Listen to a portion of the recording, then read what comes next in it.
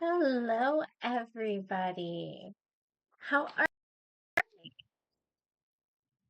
I hope everybody is having a wonderful holiday week. Thank you so much, Abinette, for subscribing. Let's see if I can get it to pop up like it should. Let's see. Oh, it does. Still not aligned where I want it, but thank you so much, Ebonette. And since I haven't been on, thank you so much, Jessica Love, for subscribing. I appreciate it. How is everybody? I have definitely had a heck of a busy week. I apologize for the sporadic lives. I'm still in intensive outpatient therapy, so for those of you who have been kind of with me since I started streaming a couple months ago, Um, I had gotten married in September, and then a week after I got married, I was in a really bad car accident. And it was our second car accident for the year. My husband was driving for the first one. I was driving for the second one. And I got injured in the second one. I wasn't able to be weight bearing on my left leg for roughly 20 days. Um, and so it caused a lot of anxiety, which I already had fairly bad driving anxiety, but this just made it even worse. And it was to the point where my poor husband, who has like absolutely zero mental health issues, was starting to get anxiety from me having like panic attacks in the car and stuff, even when he would be driving. Um, and so at that point, I decided that I needed to um, get some mental health help for my my anxiety, so that hopefully I wasn't driving my family nuts anymore. Um, so yes. Um, but with that, I am doing intensive outpatient therapy 4 days a week for 6 hours a day. Um, and that can be exhausting, especially since afterwards I have to do appointments for myself, appointments for the kids. Um, and on that one like day off, right now we also have to do like the kids' appointments and stuff like that. So it's just been a lot. And then I haven't been sleeping very well. Um, we have had two shootings where I live in the last like 6 weeks. So that also has contributed a little bit to um my sporadic um lives. Normally I do go live several days a week while my children are at school, but currently during those times I am um in therapy. But let's hop on here and pull up the trial video and get that showing, because we are going to jump in to day 4 of the trial still. And this is part 4 of day 4. Loki, stop. Sorry, Loki's being a fluffy little pain in the butt. He's adorable, but I can't wait until he is no longer a puppy. All right, so for some reason, my YouTube on my computer restarted us back. So if we are rewatching anything, as far as Scott Farris, I apologize. This is one of the closest places that I can get to what I remember us last listening to about a week or so ago. So yes. So, Where'd you get? You were in the Army, is that right? yes, sir. Where'd you go to basic at? Fort Benning. And what do you remember about that experience? Most challenging thing I've ever put myself through. Are you proud that you did that? Yes, sir. And what did you do in the Army? Infantry. And what does that mean? Tell us, if we don't know what that means, what does that mean? If anybody's ever joined the military, especially in the Army, we're called 11 Bang Bang, bullet catchers. All right, say that one more time for me. We're called 11 Bang Bangs, bullet catchers. Okay. I fought on the front line. And at some point, did you have to be deployed and go overseas? Yes, sir. I went to Iraq. And I'm not going to ask you too much about it, but you may ask some questions. But what I want to know is, what year was that you went over?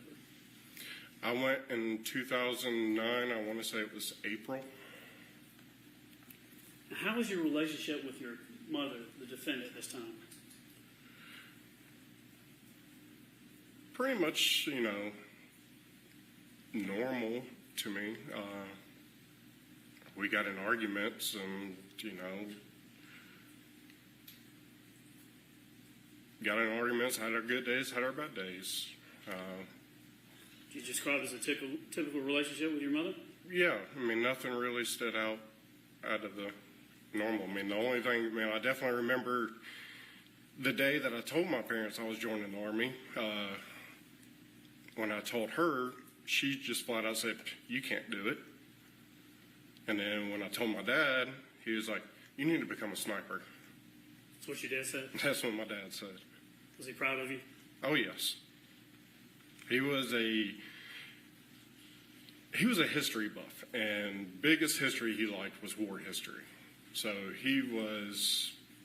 I do remember him telling me that he planned on joining the Air Force prior to my brother becoming pregnant with my brother.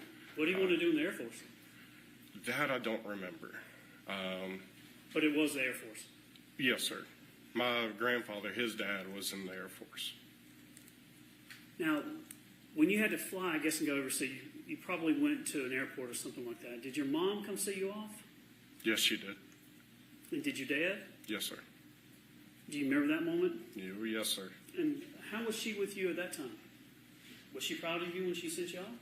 Oh, yes. What were her emotions like then when you were going off? She was crying.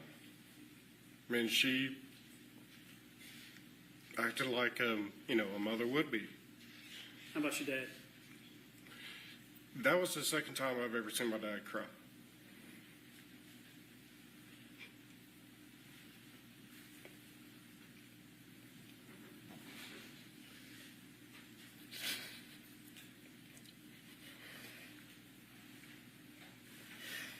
There's some tissue back there, Scott, if you need it.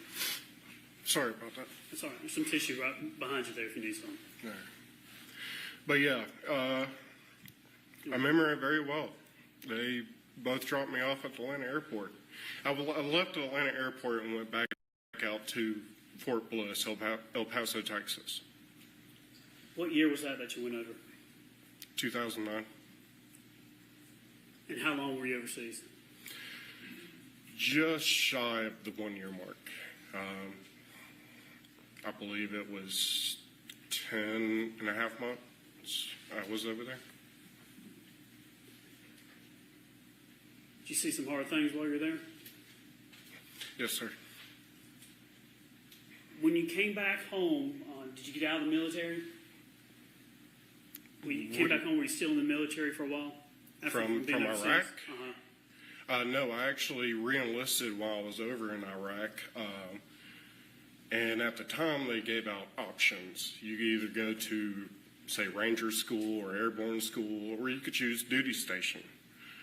I chose to go the route of choosing duty station, so I selected to go to Fort Benning, which I got stationed with 3rd ID. And how long, when you came back, did you stay in the military? I was released, my official last date was in 2013. 2013. Do you remember, was that before moving to the Purcell Lane property? Yes, sir. And when you're in the military, infantry, they teach you how to shoot? Yes, sir. They teach you how to shoot rifles? Yes, sir. What type of rifles did you carry when you were in the military? The M4. And teach you how to shoot pistols? Very, very seldom. You didn't get a pistol as a sidearm as an infantry? No, sir. Mainly just the M4? So in the military, in the Army, the only people who had pistols were officers and MPs. But the rest of us, we had either M4s or you were a assault gunner, which that's what I was on that deployment. Assault gunners, it was a machine gun that I was able to carry around with me all the time. Does that have anything to do with your size? Possibly. I mean, they weren't going to give someone my size that gun? I mean, you could carry it around. You wouldn't enjoy it. I didn't enjoy carrying that gun around with me all the time.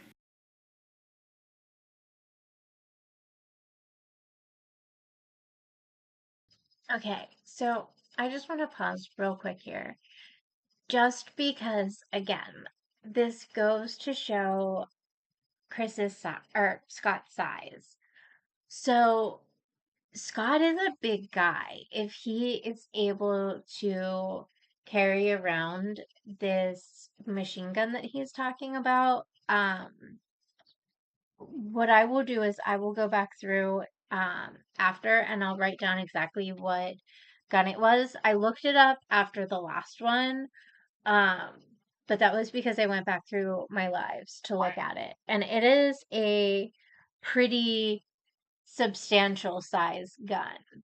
Um, and I mean, no, he didn't like it, but he was able to do it fairly easily from what he says. But, like, if you look at Melody's defense team, her lawyer is several inches smaller than Scott, um, and at least 50 or so pounds lighter.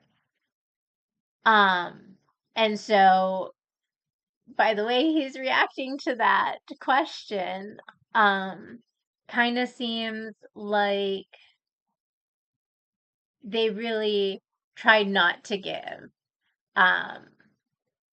Mr. Lowley's like size to um something of that size.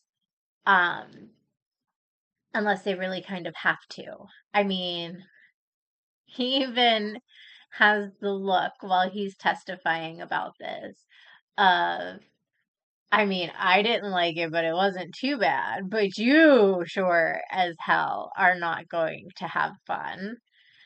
Uh, almost like, hey, you're gonna be lucky if they even kind of pick you kind of a deal.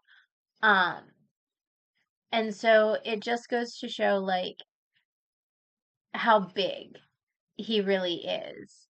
Um, and I think that it also goes to show um how much easier it would be for him to commit a crime to get Gary into the burn pile, even if um Gary was shot at the burn pile. Um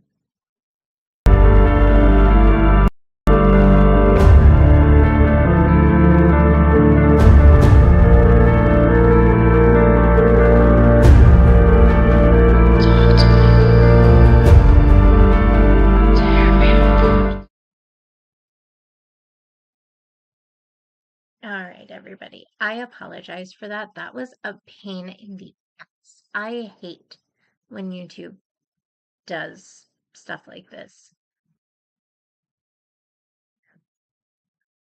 Okay. So what I was saying was just comparing the size of the machine gun that Scott was able to carry fairly easily without too much of an issue. Let me transition this. Just to keep that in mind, because Melody, again, is roughly like my size.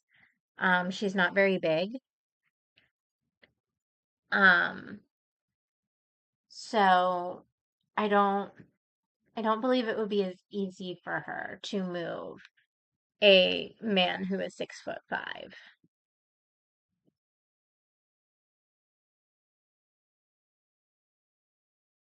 How big are you? Currently, I'm 6'6", about 285 pounds. And what size was your dad? I outgrew him and my brother by 1 or 2 inches, and my dad was anywhere from, I'd say, 290 to 300 pounds. So at the time of his death, around 300? Yes, sir. Was he a little bit short, just a little bit shorter than you? Yes. And when you were in the military and you got the training that you received, at some point did you just decide to get out and go do something else? No, sir. I actually was let go from the military for reduction of force. It was during the Obama administration, and they basically kind of did a lottery system. If you join between a certain time and you've done so many days of service, that's how you were selected. So on my DD 214, it says reason of separation is reduction in force. Now, let's talk about this secret marriage of yours. You know what I'm talking about? Yes, sir. All right. Look at the jury and tell them about this secret marriage that you had and what was going on. Who was it with and what was going on? So it was with Gina. We both in process at Fort Bliss together. She was in the military as well. She did fine. Okay, I know I'm getting a little ahead, but we did listen to this part on the last live. So if you are new here, I apologize for jumping ahead. And Chris, by the way, I almost forgot to tell you Merry Christmas. I hope that you have a wonderful holiday, and thank you so much for always being here. I really truly appreciate you. Um, I was having technical issues before, so it kind of made it a little more difficult. Um, but for those of you who are new, I apologize for jumping ahead just a little bit. Scott will tell you this whole thing a little bit by himself, but I just want to point out one silly little inconsistency.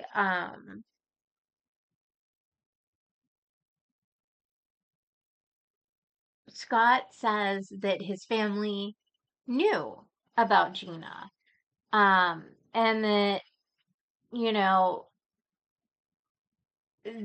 they just didn't know about the marriage. And I find it funny because Chris, during his testimony, seemed very, very unaware of who this woman was.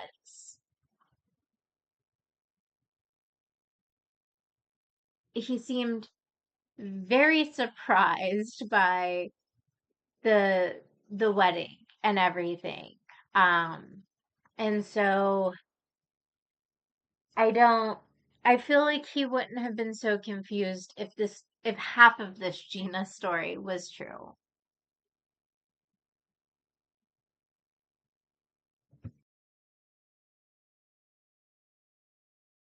Financing. We both got to Fort Bliss at the same time, and we met during the in-processing, which took several weeks. And we all had a group of friends hanging out, and we eventually started dating. I deployed, she didn't, and, you know, she was my girlfriend, and I was, you know, in love and scared and just had a lot of different emotions. Where'd y'all meet? Where we meet? Yeah. In El Paso, Texas. You're working together, the same thing, or not really? Well, we didn't work together. How did y'all meet is what I'm asking. During the in-processing, we wound up ending up sitting next to each other, and then pretty much all the group of people that, you know, we were sitting around, we all became friends and hung out all the time. How long did y'all date? We were together until after, till all the way until I moved to Fort Benning. But going back on, you know, to us getting married, we talked about when I came home on R&R from Iraq, she came to Georgia to be with me, and, you know, we talked about getting married and all. I never got down on one knee and proposed to her, anything, but at the time of the wars, 2 states did a proxy marriage. You had a single proxy, I believe, state of Texas, and then a double proxy in the state of Montana. So basically all you had to do was just fill out paperwork, get it notarized, pay the fees, and mail it off, and you were legally married. So we went ahead and did that. But the plan was is we were going to I was going to come back and we were going to move to Fort Benning together and actually do it the right way, have a wedding and, tell everybody. But things didn't work out once we were together for quite a period of time and decided to split ways. So how long were y'all actually together? How much time were y'all together, whether dating and married? Besides deployments, man, that was several years. Did y'all live together? We did live together out in El Paso when I got back from Iraq. We lived in an apartment for about 4 or 5 months. Did you hide her from your family? No. Did you bring her around your family? As much as I could. I mean, we lived out in Texas, so... Did they ever lay eyes on her and see her? Oh, yes, sir. She actually wound up getting out of the Army before I did, and she moved back here to Georgia because she was originally from Rome, Georgia, where she lived with her family, and she used to go and have dinner with my dad while I was deployed. Did they like her? Oh, yeah, yes. I mean... Here's a $1 million question. Why didn't you tell your family you were married? It was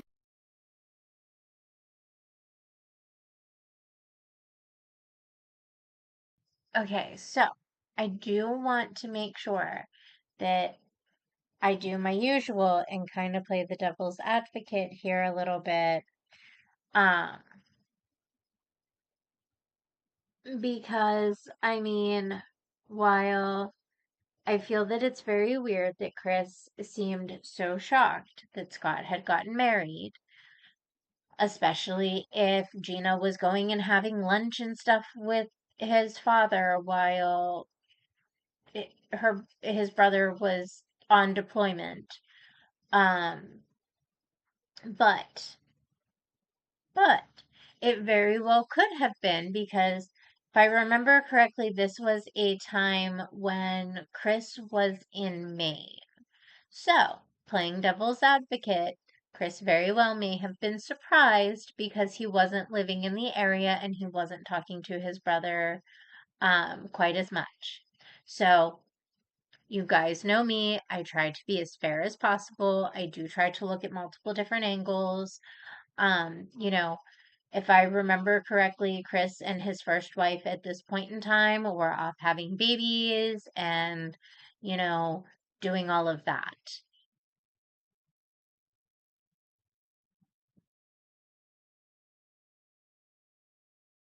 kind of a thing that, I'm kind of old school in a way. Kind of like my dad. I mean, I've wanted to do the whole ask her father's hand in marriage, but he lived in Columbia, so couldn't Columbia, really do South that. Carolina? No, Columbia, South America. So I've met her brothers before, but didn't get to meet a lot of her family. But she met all my brothers and my brother and my sisters, my mom and my dad. Well, did y'all divorce or separate because of something bad, or it just didn't work out? It didn't work. She wanted it. I didn't because I loved her.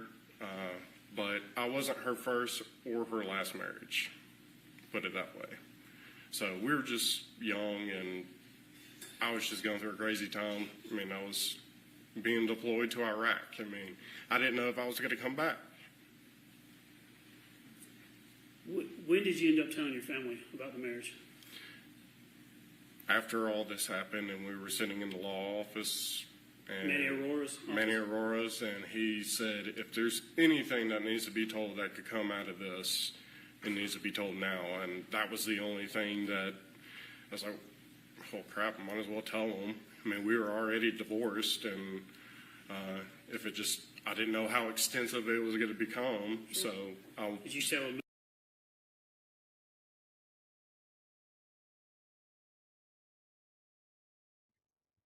So I find it very funny that Scott waited until right before, like right when all of this stuff happened, to tell his family that he was ever even married. Like, I don't know about you guys, but I would want my family to know that I was married. I really would. Um, I have a dad who stopped talking to me because I changed my name, legally changed my name.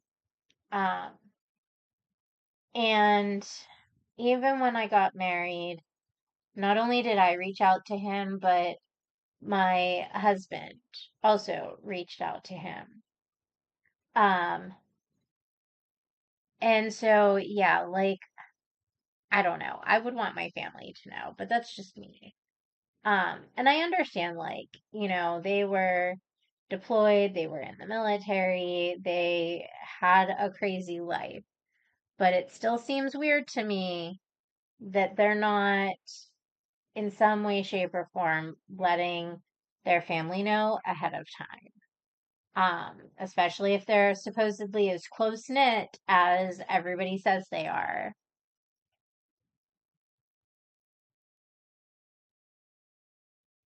What do you guys feel about that? Like, do you guys feel um that that's the case, that they really are as close knit and Scott was able to keep this big secret for so long? Or do you think that they're trying to cover it up so that they can't, really go talk to Gina about anything?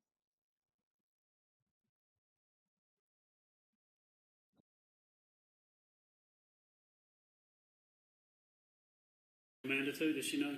They were all in the room. Chris, Emily, and Amanda. Yes, sir. Let me ask you some questions about what your dad was like. You said he's smart. When you say smart, how smart was your dad? Very. In my eyes, he was the smartest man I knew. In what ways did he show that? Oh, growing up, he always, was grabbing our books from school and reading stuff, and he always loved watching Jeopardy, and, constantly watching that, and he just, Alex Trebek will ask a question, boom, he'll give out the answer. I mean, put it this way, my dad was so smart, he talked in his sleep. And if you caught him talking in his sleep, you give him a math problem, and I'm not saying 2 plus 2, like something big, he'll give you the right answer in his sleep. How did he do in law school?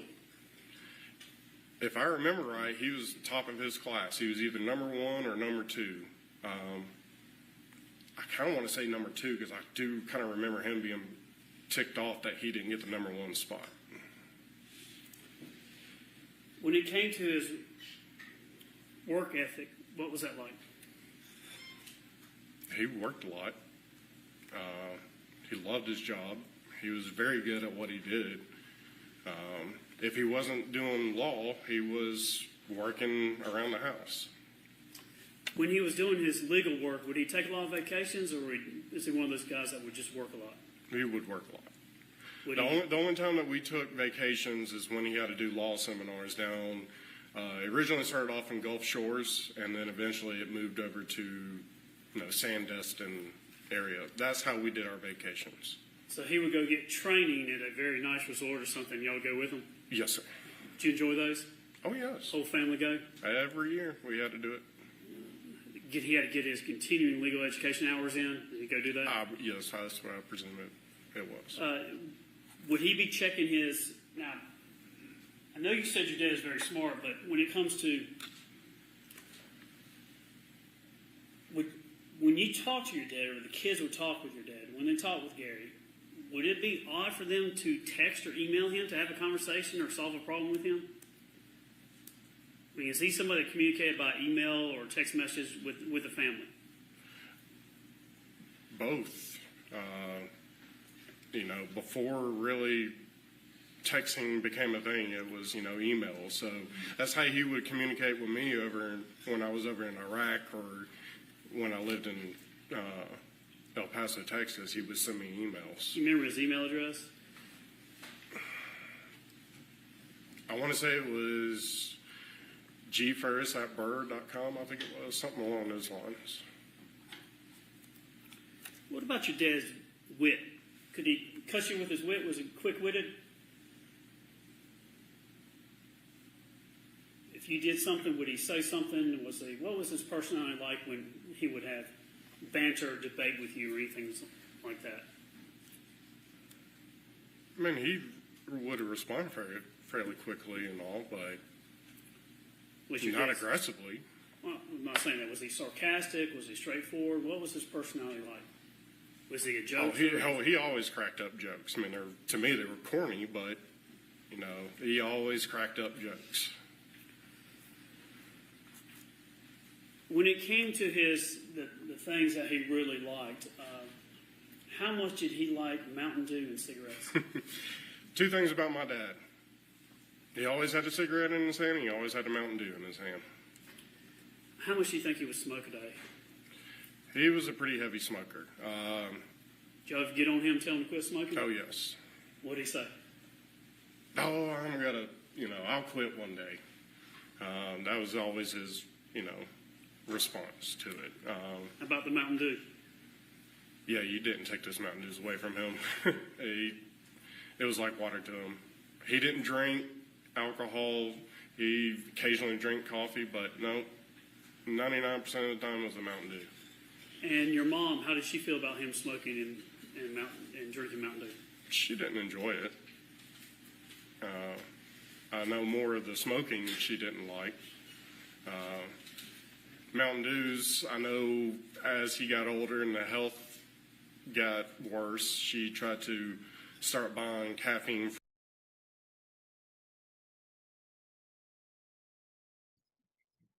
Okay, so we talked about this last video as well. The dizziness and all of that could be from the caffeine. So I pulled this up last time from my phone, so I apologize. I won't be able to screen share. But caffeine overdose. So here are some of the like symptoms that you'll have if you have too much caffeine and have like a caffeine overdose.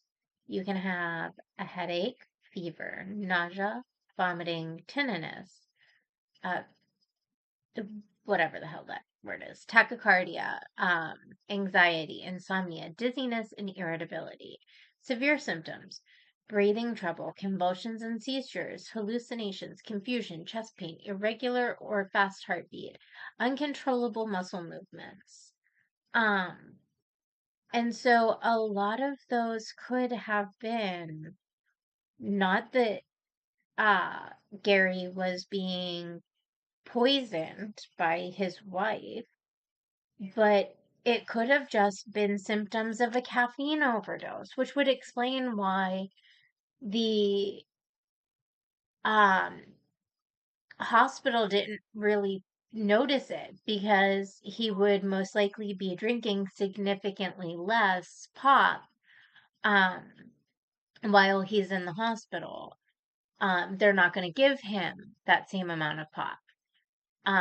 You get those like little 8-ounce cans or whatever. You don't even get a full 12-ounce can, and that's what you get. And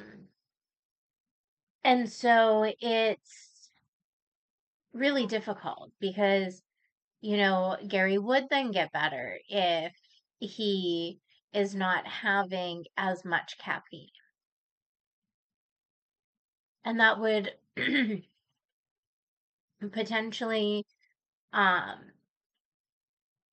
also go for why he would at times be feeling better, whether Melody was there or not, depending on how much caffeine he drank that day.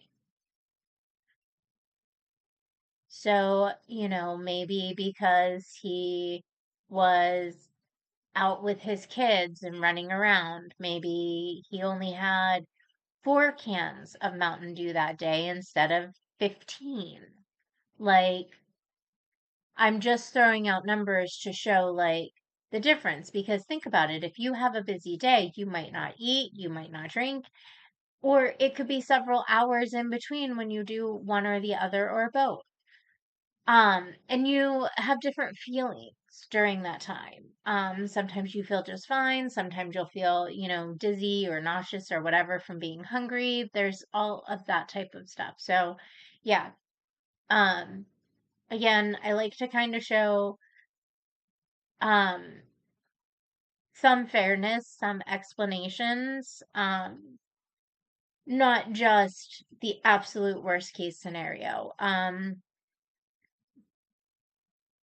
Before we close off, for the night, I just want to see who wants to watch Melody's statement during sentencing. Otherwise, I can save it for another video. Let me put it up as a poll real quick.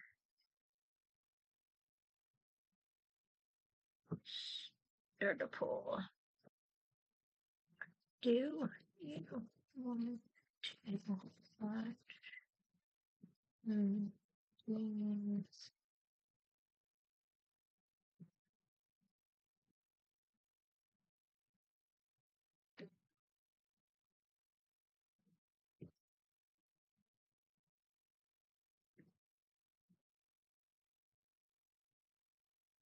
I apologize. I can't spell today. One-handed.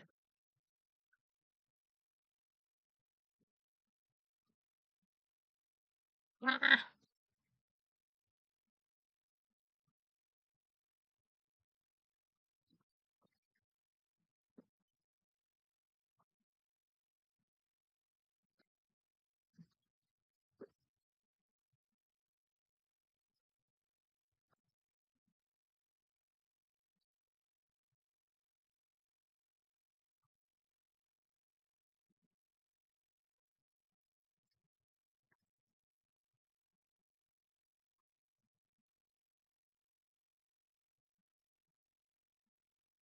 All right. So I just tossed that chat up. All right, perfect. All right, so I'm gonna hop back in here now. Free Mountain Dews, and he wasn't a fan of them. So Where would he keep the Mountain Dew? in the garage refrigerator. Now, is it true that he wouldn't even go to ball games anymore because they wouldn't let you smoke and things like that? I guess didn't enjoy going out because of couldn't smoke at certain places, or No, I wouldn't really say that. I mean, he still went. I mean, we went before he passed. We went to SEC championship. I believe it was the year prior. And who went with you to that? It was my dad and I, Chad and Chris. When you say Chad, I know who you're saying. Who is Chad? Chad is Amanda's now husband. Chad Bruce. Yes. And I think he started dating your sister Amanda. Is that how he came into the family? Yes, man. At that time that we went to the SEC championship, he was dating Amanda. At the time of your dad's death, would you say he had a lot of friends he would hang out with, or was he more close at home and homebody? My dad was a homebody. Fully charged battery, fully charged. Unplugged charger. It's supposed to be the time. Judge, I was about to ask you, can we take a break? Let's get a little bit. Okay. All kind of close to there we go. Would he have, to your knowledge, would he have friends though? Or is he more just kind of around the family? He was more around the family. Every once in a while, he will go skeet shooting. I don't know if they were with clients or work friends, I would say. I mean, I really don't, he wasn't friends with like the neighbor down the road and go play golf with him. It was always either somebody from the law firm or somebody he's done work for. When he would get home at night, he'd get out of the car? Would he go look at the pasture, just walk out there, have a cigarette, or what was he like when he got back? So my dad was very routine. You can read him like a book. He always, depending on traffic, there was a certain time frame he would always come home, and he would immediately come in, pull into the garage, grab a Mountain Dew, and go change clothes. And once he changed clothes, it varied. He could have gone. He would have either gone up to the, sat in the driveway and looked around and had a cigarette and stuff, or he would go straight down to the office and start working. Now, the type of law practice that your father did, was it corporate law? Yes, sir. He wasn't doing divorce law? No, sir. He wasn't doing criminal defense law? No, sir. He wasn't doing anything, I don't want to say exciting. He wasn't doing anything dangerous? No. He worked in an office in Atlanta? Yes, sir. To your knowledge, did your dad have any enemies whatsoever at the time of his death? No. Did you ever see anybody that had a beef with him or a problem with him or anything like that? Absolutely not. Did you even see around the time of his death that anybody outside the family that he had even disagreements or arguments with, or any something like a road rage or something like that? No. Could you think of anybody outside your family that wanted to do your father harm? No. Did he have concerns about someone doing harm to him that you saw at that time? Not to my knowledge, no. Your dad's health, he would have some things called spells. Tell the jury what that was. So, best way I can describe it was he would get very weak. He talked very thick tongue, like his tongue was swollen up, and some people would think he was drunk the way he kind of slurred, but he just got very exhausted and wanted to go lay down. And when he would have them, that's what he did. He would go and lay down, either on the couch or go lay in bed, and he would sleep for a couple hours. When did these spells start occurring?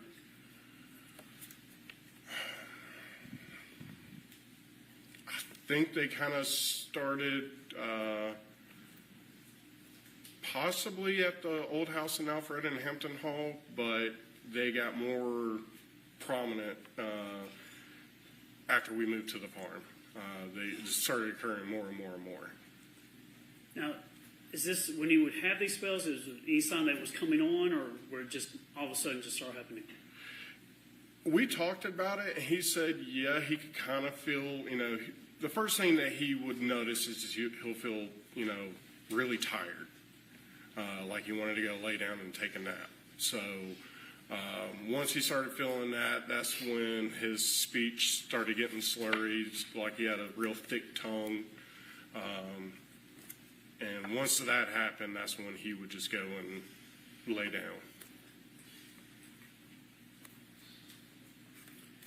And when he would lay down, did he miss work because of these spells or anything that you know of? Well, you mean, yeah.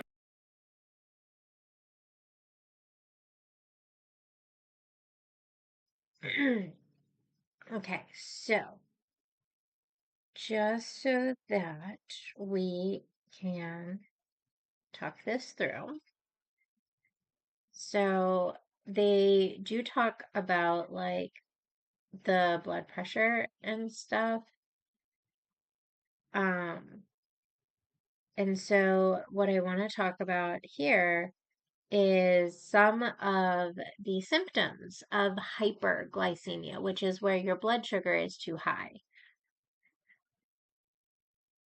So increased thirst, frequent urination, extreme hunger, blurred vision, slow healing cuts and sores, fatigue, headache, blurred vision, weight loss, skin infections, nausea, vomiting, dehydration, abdominal pain, fruity smelling breath, deep labored breathing or hyperventilation, rapid heart rate, heartbeat, confusion, disorientation, loss of consciousness, and that is when you cross over from hyperglycemia into ketoacidosis.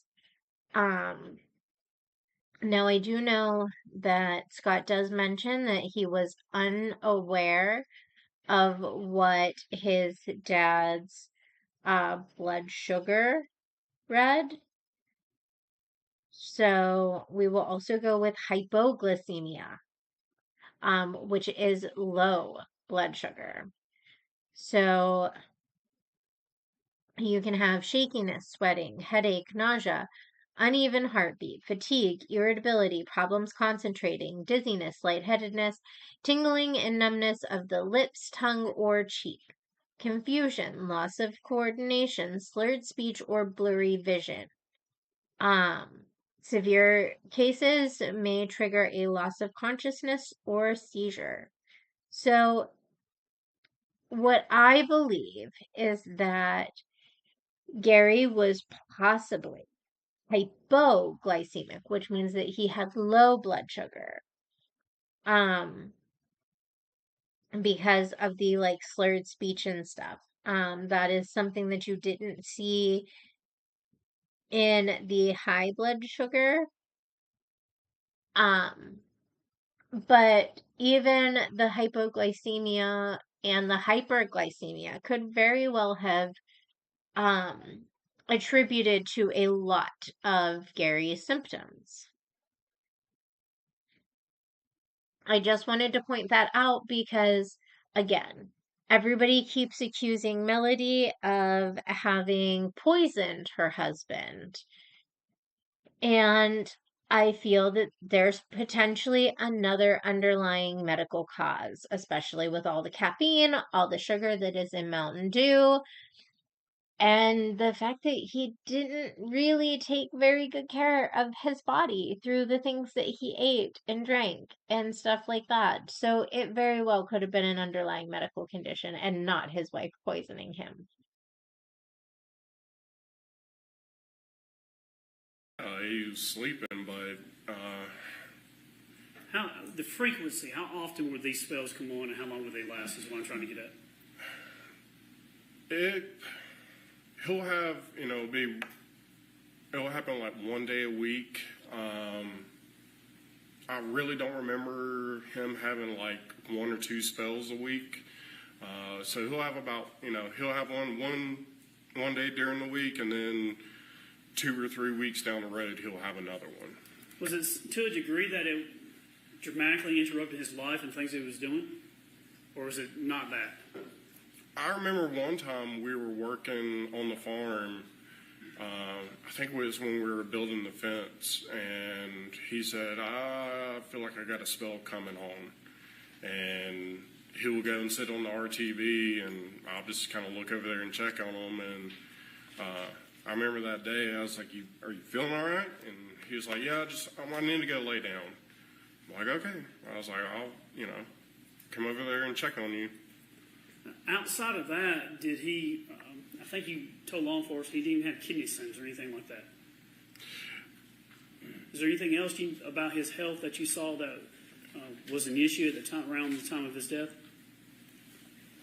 I know, well, before his death, there was one night, Melody called me up and said, get over to the house. Your father's acting very strange. I was like, what do you mean? He's like, he's seeing like I think she said like seeing palm trees and stuff like that. He's just talking weird. And so I immediately jumped off my couch and left the barn and went over to the house. And yeah, I've never seen my father like that. He was kind of talking like a child would. And we wound up taking his blood pressure, and she bought a blood sugar thing, whatever. She pricked his finger and tested that. I don't remember what it came back as the reading, but I called a friend that was a nurse and asked her, what should we do? And when I told her the reading, she was like, get him to emergency room now. And we took him to the emergency room. When was that?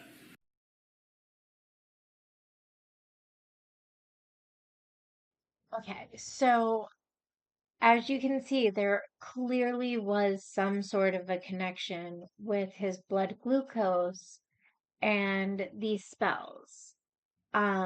again, we read that hypoglycemia could cause a lot of Gary's symptoms, including the hallucinations. So if his blood glucose was too low, that would also warrant a trip to the emergency room, just like if it was too high, would also warrant a trip to the emergency room. Um, I try very hard not to really nitpick too much on Scott. Um, but he was one of the first people to say that his mother had poisoned their father. Uh, and so I really feel like it's important to focus on some of the other things that could have been causing Gary's illness, not just um, a poisoning.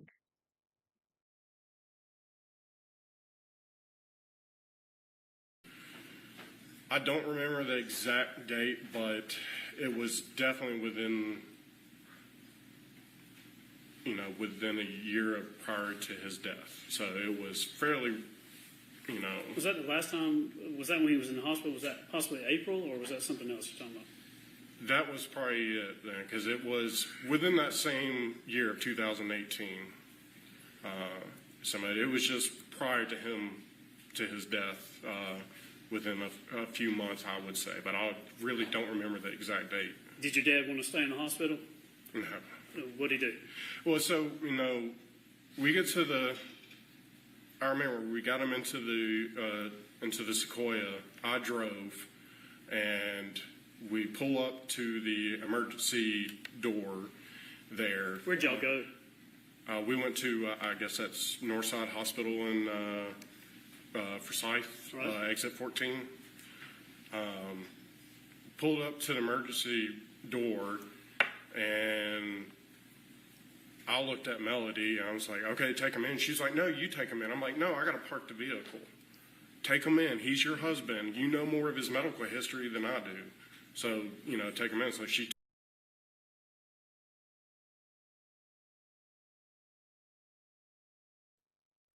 Okay, so depending on how lucid and how well Gary could walk at that time, I totally and completely understand Melody's hesitation. There's not always somebody directly at the door to the ER, so if you need a wheelchair, that's not always a simple thing to grab. I know at least at my local emergency room, you have to go through security to even be let into the ER to even grab a wheelchair. It's a whole process, and then they yell at you because you're going and getting a wheelchair and you have to go through um, security. It's really weird. But I do also live in a fairly high crime city, but um, I don't see, I mean, I see Alpharetta having some like precautions, but I don't see Alpharetta, Georgia having that many precautions. But still, I mean, it might not be as easy to get a wheelchair as all of that. So it may be more difficult for Melody to be able to take Gary in by herself. Uh, I know even for my size, I probably would struggle getting my 5'6" husband inside of an emergency room if he was unable to walk and be somewhat lucid. Um, so yeah, my husband's not very big either. And like it may have been easier if Scott and Melody just swapped seats and Melody went and parked the car. Um, like it truly has absolutely nothing at that point to do with who knows more about the person because just checking in, pretty much all they ask you for is your name, your date of birth, your address, and they just have you verify what they already have in the computer. I don't know how that is so difficult. Um, he lives at the same place as his father. If he doesn't know his dad's birthday, I mean, I find that a little suspicious as he's a grown ass adult. If he was a kid, I could see it, but he's not. um, if he doesn't know his dad's phone number or isn't capable of getting his dad's phone number out of his phone. Like, seriously? That is literally all they ask for. I know. If hospitals gave frequent flyer miles, I'd have free lifetime health care at this rate. Um, so yeah.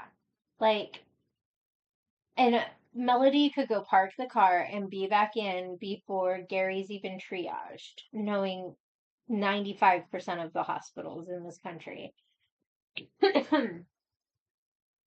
I apologize for coughing. Um, but yeah, like, seriously, come on.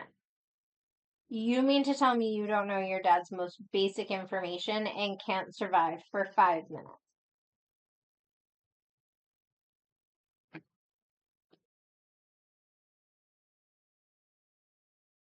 Took him in. And then he was still very lethargic, I guess, would say. But he was starting to get better. And by the time, the doctor finally came in and all, he was kind of back to his normal self. And then they said they wanted to keep him in the hospital and kind of keep track of everything. And he stayed. They want to keep him just to observe him or Yes. run tests or what was it? Yeah, they were trying to figure out because we brought up about him having spells and all this stuff, and he's been to the doctor. He went to his physician all the time. They thought it was a vitamin B deficiency and maybe a testosterone problem, or nobody could figure out what was causing these spells. And this was a bad one. I mean, I was worried for the way he was acting. So he stayed in the hospital, I want to say 1 or 2 nights, but he was back to his normal self before they even moved him upstairs. And did he check himself out of the hospital and come back home? Yes. Did you see him have any other symptoms after that? Or No, I did not. did he have to have surgery? No. Do you have to have any procedure?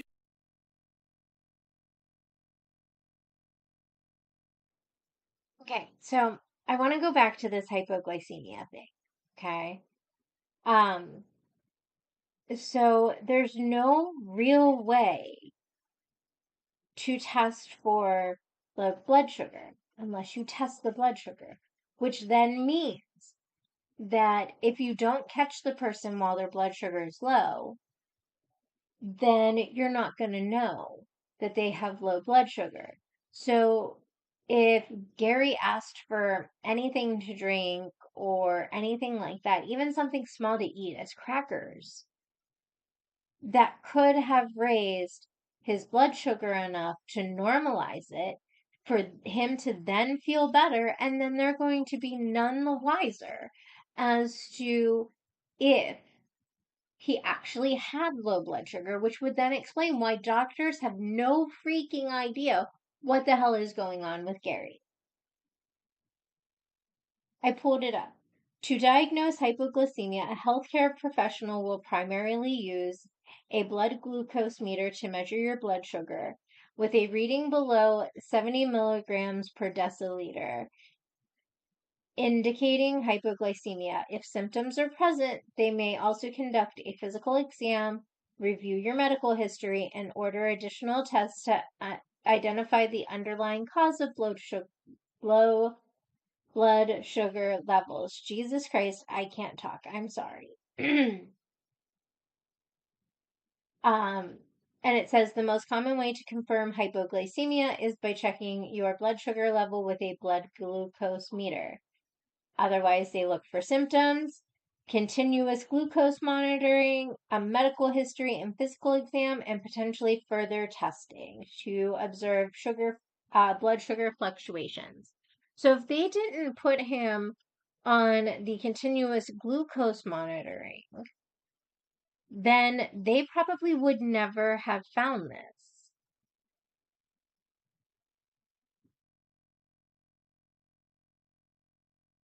procedures? Not that I remember, no. Outside of just going to the hospital, nothing really from that? No, not that I can remember. Did he bleed at all during this? No, Did you see any blood coming from his throat or his mouth? no, Did you ever see your dad around this time or any this time cough and spit blood up? no, sir. Did you ever find bloody rags or Kleenexes, or the idea that there was some type of blood, or your dad's had some type of throat cancer or problems, anything with his throat? No, no.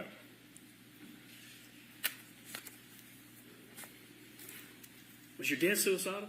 No, Did you see anything about your dad that made you think, my dad's got thoughts about hurting himself or killing himself or anything like that? never once in my entire life. Outside of the spells, is there anything else health-wise that you think the jury should know about? The man had high blood pressure. Pretty much everybody knows that. It runs in my family. But yeah, I was always worried he was going to have a heart attack one day. That was my biggest concern, was him having a heart attack, because of how much he smoked and, the amount of Mountain Dews he drank, and he didn't go out and run. Last time I ever remember my dad jogging is when we lived in Birmingham. So, Did your dad like to walk a long distance? no. He liked to drive that RTV? That RTV his butt was glued to it. You talk about your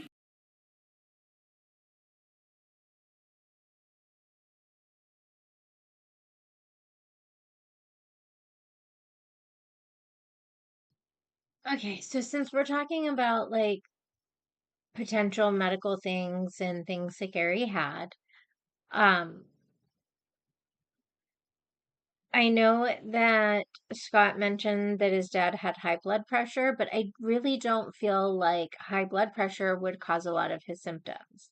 Now, granted, you can't really find a good list of high blood pressure symptoms. Here's what you can find. People with high blood pressure may have headaches, shortness of breath, and nosebleeds.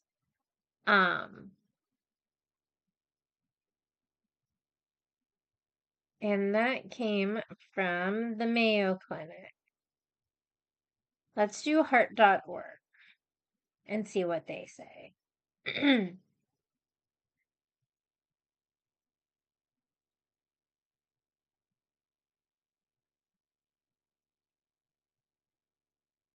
They don't really explain what the symptoms are. It just talks about diagnosis.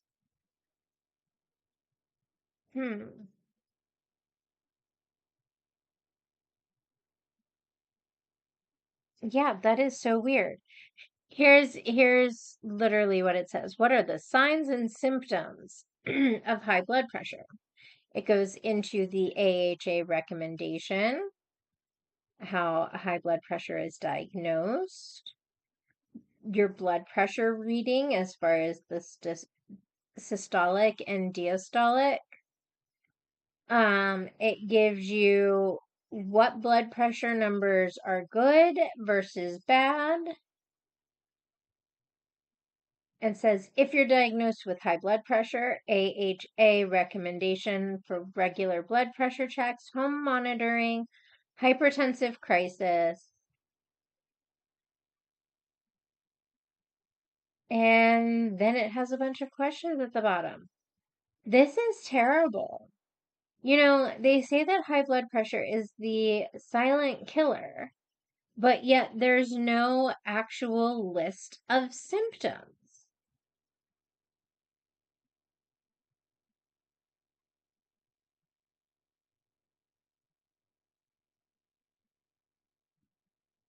That is just insane. And they literally, like, if you're in a hypertensive crisis, they don't tell you how to tell that you're in a hypertensive crisis. It just says hypertensive crisis. If your blood pressure readings are suddenly higher than 180 over 120, wait 5 minutes and test again. If your readings are still very high, contact your healthcare provider immediately. You could be having a hypertensive crisis. What? Hold on, there's a PDF on this. Let's see if that's any more helpful.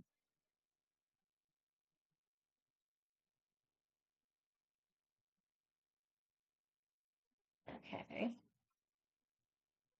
Let's see. Normal blood pressure. Who's at higher risk? How can I tell? Wow.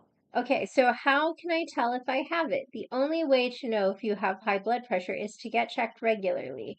For proper diagnosis of high blood pressure, your healthcare professional will use an average based on 2 or more readings taken on 2 or more visits. Okay.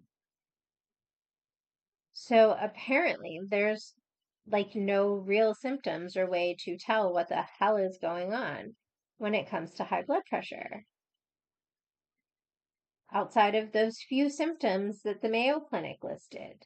That is crazy. All right. Well, so um clearly it very well still could have been potentially his high blood pressure. But from the symptoms that they do list with the Mayo Clinic, it doesn't really sound like what Gary was experiencing. Honestly, the closest thing to what Gary was experiencing that I can personally find, and again, keep in mind, I am not a doctor. I am just trying to cast reasonable doubt on what's going on, to show where Melody very well may not have been poisoning her husband, like her children claim, um, and giving other explanations. I like to play devil's advocate. That's exactly what I'm doing. So yes, um, you know, this very well could have been the hypoglycemia. This could have been a caffeine overdose. Um, it could be a lot of things. Again, Gary doesn't sound like he takes very good care of himself. Your dad's, I think you could almost, I don't think he said set a clock by him, but write a book by him or something about his habits when he would come home. Would he do the same thing? His procedure, his routine was the same thing? Oh, yes. I mean, like I said, if you were around him enough, you would be able to pick up on his routine very quickly. He always did the same kind of thing every day. I hear you're a good cook. Is that true? Well, in the kitchen, Or I guess grilling, barbecuing? I could do some barbecue. I think your mom, did y'all buy, near your dad's death, did y'all get a new barbecue or grill or something? Yes, I got for my birthday that year, I was asked what I wanted, and I said I wanted an electric smoker. Smoker, that's right. Yes. And did your mom and you use that to smoke something for the family or friends? It was my dad's birthday, I think it was, just prior to his death. Smoked a whole bunch of barbecue chicken. Now, on July 5th, 2018 is when you found the remains, and that's that Thursday. Was your birthday 2 days later? Yes, sir. So July 7th? Yes, sir. And when was your dad's birthday? Was it in June, the end of June? June 27th is his birthday. All right, so you have some cooking skills, grilling skills, things like that. How about your dad? Not so much. I don't ever really remember my dad grilling. He did I do remember when he did it when we were younger, but once I got old enough to start cooking on the grill, I was the one who did it. Now, was your mom a good cook? Very. And did she do most of the cooking in the house? Yes, sir. When your dad wanted something to eat, food, whether it's breakfast, lunch, or dinner, who would cook it? When? What was his routine? If he got home so do this for me. He gets home at night. About what time does he get home, and what's he do till he goes to bed? What was his routine? Well, I mean, when I'm asking when, I mean at the farm or back at the old house at the house and the farm. At the farm. His routine around the time of his death. That's what I'm interested in. Okay. So he'll be home roughly 6, 7 o'clock, like I said, depending on traffic. And cooking dinner-wise, if Melody was in town, she would fix something. But towards the later part of, closer to his death, she was not home a lot. She was constantly going up to Tennessee.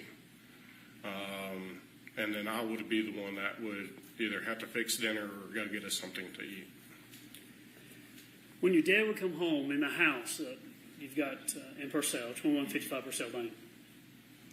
If I said what floor in the house would be his domain where he would hang out, which one would that be? No, it'd be the basement. And if he wanted to get something to eat, how would he get in the house? He didn't go anywhere, and the defendant would actually, your mother would cook him food. How would he do that? Would he? He'll come up to the kitchen and eat it at the kitchen island. Would he eat upstairs? Yes, sir. He wouldn't take it back downstairs and eat, or he'd eat? The only thing he would have taken downstairs to eat was dessert, key lime pie. You like dessert? Oh, he loved his key lime pie. So he'd come upstairs, eat dinner? Yes. If you were sitting in the kitchen, where in the kitchen would he sit? I know there was a table kind of outside of it, but where in the kitchen would he sit and eat? So in the kitchen, we had a very large island.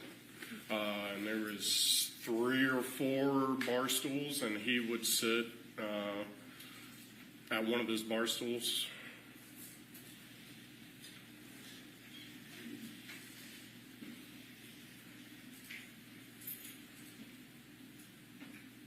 See this photograph here of Thrasher 72?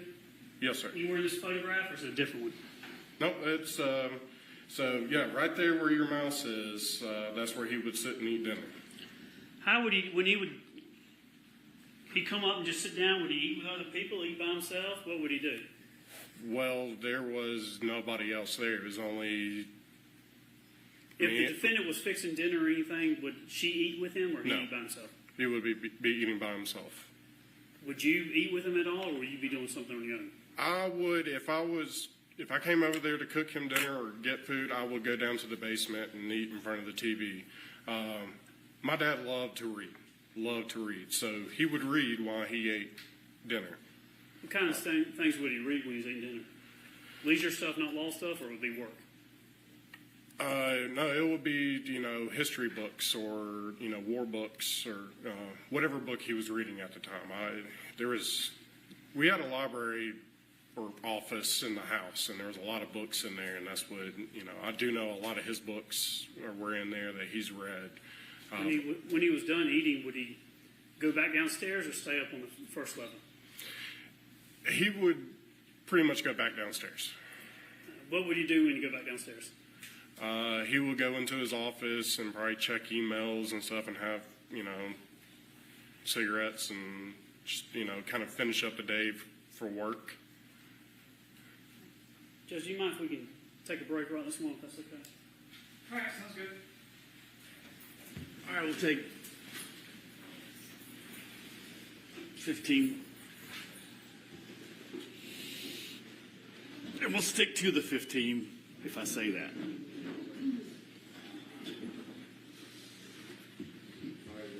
You can sit down.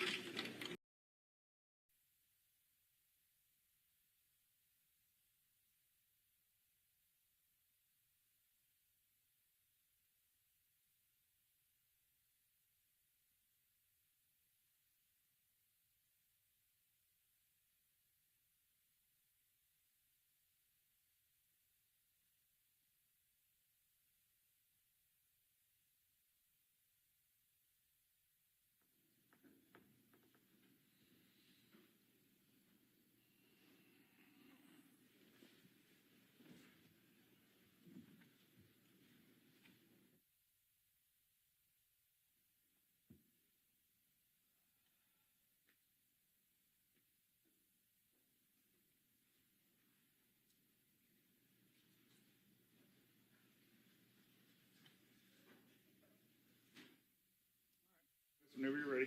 Thank you. Please support. stuff. Remind you, you're still under oath, okay? Yes, sir.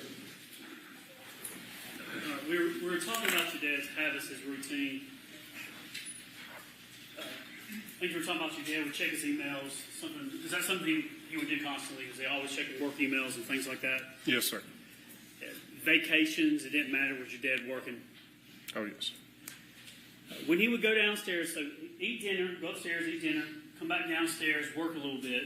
Did he ever go into that movie theater room or the home theater room? It was either there or the other TV down in the basement. He would sit and watch TV. What kind of shows and things would he watch? Is it random stuff, YouTube, or something else? What would he do? Either the History Channel or he liked old TV shows like old westerns and Andy Griffith, MASH. Those are the shows. And I know he liked the TV show The Office. He liked watching that as well too. And would he be kind of by himself when he would do that? Yes. Now, where did you live on the property? I lived above the barn in an apartment. Okay, so not in the house No. with your mom and dad. After he would, was it pretty much this is his routine? Every night he comes home, dinner, go downstairs, work a little bit, go watch TV, go to bed? Pretty much. The only time that it would change would be, on a Friday he would come home and start doing some kind of project, doing some kind of work on the farm. And where would he sleep? He slept in the bedroom down in the basement. Every night? Yes, sir. Would he sleep? Would he lock his door? No, he would not. When your mom, where would she sleep? She would have slept in the master bedroom. Would she ever use something to brace or lock her door? I didn't see her do it, but I saw one sitting behind the door of the bedroom. Saul, what was it? Describe for the jury.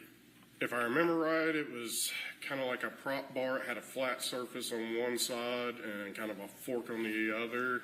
It was white, I want to say, but it was, you put it up under the door handle. The doorknob itself? Yeah, so it was kind of like a state-of-the-art version of propping the chair up underneath it for keeping somebody from opening the door. How would your dad sleep? And what kind of clothing? He always slept naked. I'm sorry? He always slept naked in the nude. That's just what he did? Yeah. I believe your dad was about, 58 at the time of his death? Yes, sir. Was your mom about the same age? Yes. I believe they had been together for 38 years. Mm-hmm. I want to talk to you about your mom. I think I understand that you've referred to her as Melody. Do you not call her mom anymore? No. Because of this? Yes. Now, up to this point, though, until this occurred, did you get along with your mom? We had our good days and bad days. We did a lot of stuff together. Because my dad was at the office, and whenever she was home, she liked to decorate the house, and, I did a lot of the projects there at the farm. Like I did the backsplash on the bar down in the basement, and finished out the so-called wine cellar. And she would always be, decorating or wanting to paint something, and so we would do a lot of stuff like that together, and go and get, go to Scottsdale Farms and buy plants to plant out around. Did your mom graduate from college? Do you know? As far as I'm aware, no, she did not. Was she smart? Is she smart? Not like my dad, but she's not dumb. Common sense? Oh, yes. She hardworking? She work outside? Oh, yes, man. All the time we worked in the yard. She hands-on? Yes. Would she get in there and do projects with y'all? Or with you? It depends on what project. She didn't help my dad and I do the stone wall between the house and the pond, but she got out there and planted plants and, Did she shoveled mulch around. Did she get her hands dirty? Yes. Could she get things done if she wanted to? Yes. Would you consider her strong-willed or weak-willed? Strong-willed. Does she have opinions? Oh, yes. Is she afraid or shy to share those opinions? No. Would she have opinions about you? Yeah, I'm sure. About her other children?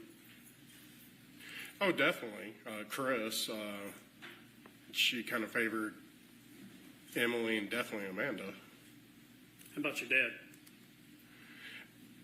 My dad was harder on my brother and I. He was a sucker for my sisters. I mean,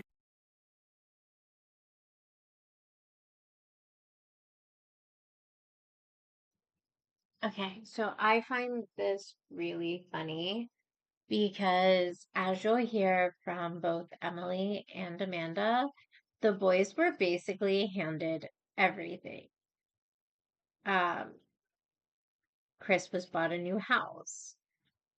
Um, while Emily was bought a new house, Emily's house came with conditions where Chris's did not. Chris and Scott, frequently had bills paid for by Gary. Chris had free access to Gary's credit card until Gary sent him that message telling him that he was stealing from his father. So yes, like I think that a lot of this is just really funny. I feel that um Gary probably favored the boys. Sorry, I am trying to avoid puppies stepping on the computer.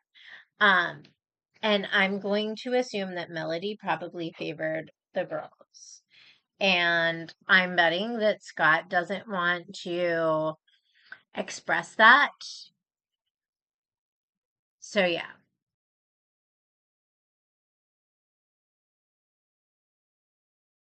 you know, there is baby girls.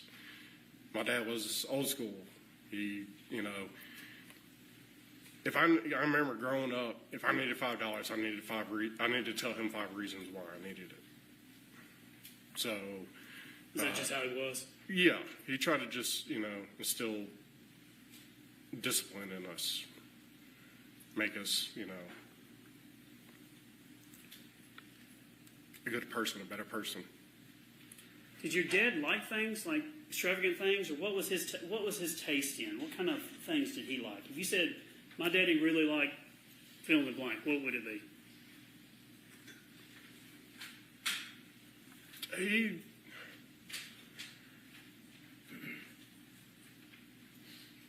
It's kind of tough. I mean,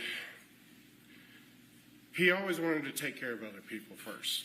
He always put everybody else first. He made sure Melody had what she would want to have, and all of us. I mean, he always made it a point to make sure, we all had the best Christmas as possible. And he wasn't really, he drove a Suburban. He drove it until over 200,000 miles, and it was me who convinced him, go buy yourself a Mercedes. I mean, you deserve it. I mean, he wasn't a flashy person, so it's kind of hard to say. What kind of Mercedes did he have?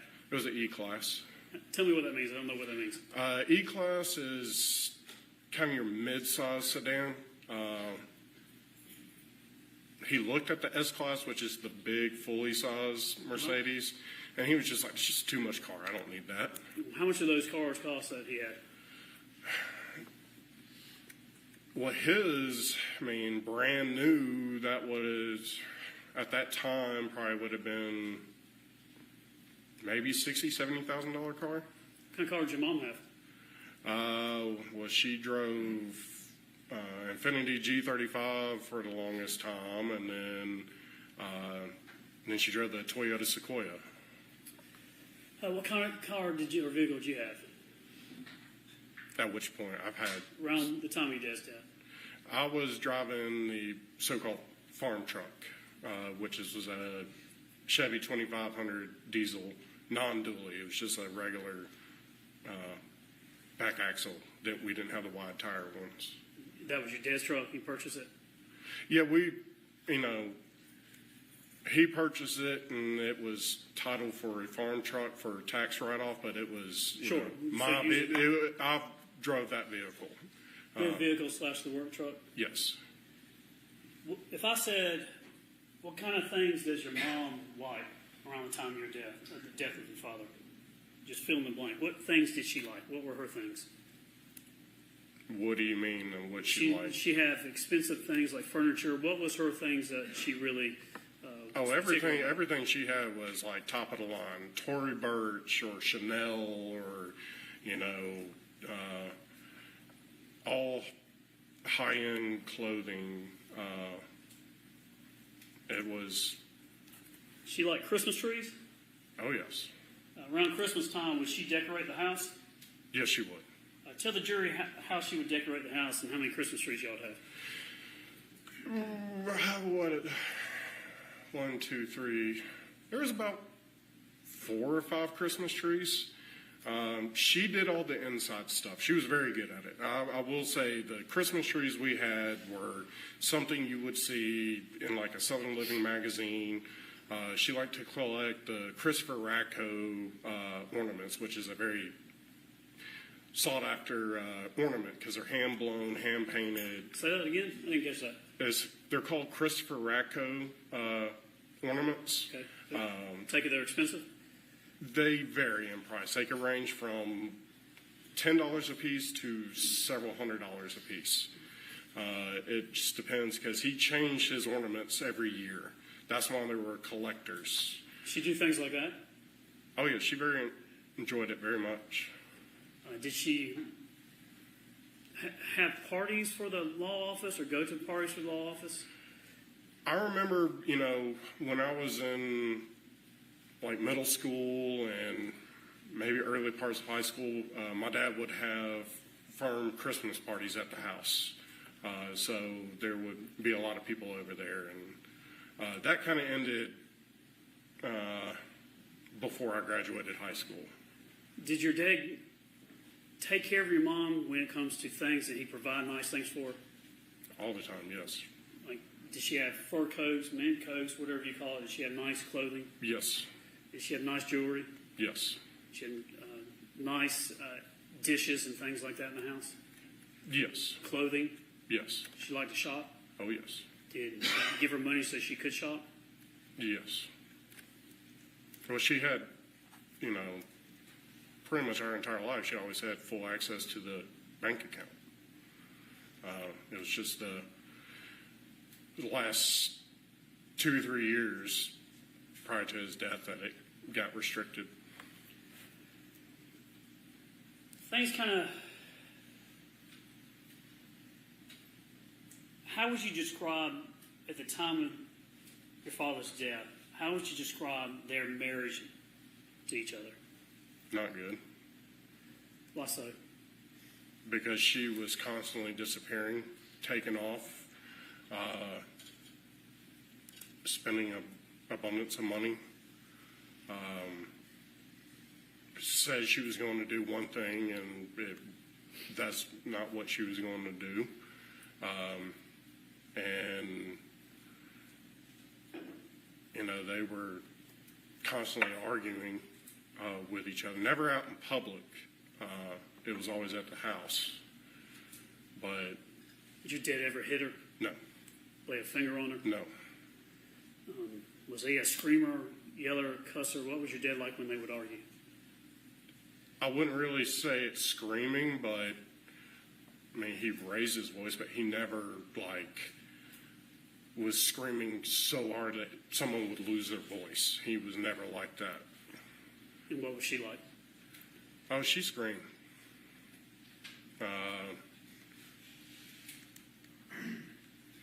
She definitely, expressed her feelings in a way, I guess I would say. She was... What do you mean? She definitely would scream and cuss and, show aggression.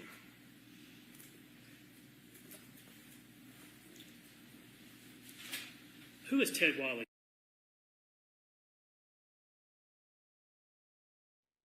Okay. I just want to acknowledge that just because there is yelling and screaming does not mean that the male is not being aggressive in some way, shape, or form. He does acknowledge that Gary would yell, but not to the point where he would lose his voice. That doesn't change it from being a yell or a scream. And so I feel that it was probably equally both Gary and Melody, and Scott's trying to just kind of downplay it a little bit to make it look better for his dad and worse for his and it doesn't mean that Melody started these fights. It doesn't mean that Gary started these fights. It just means that they've got into these fights and that they would yell at each other. Not every couple is going to agree.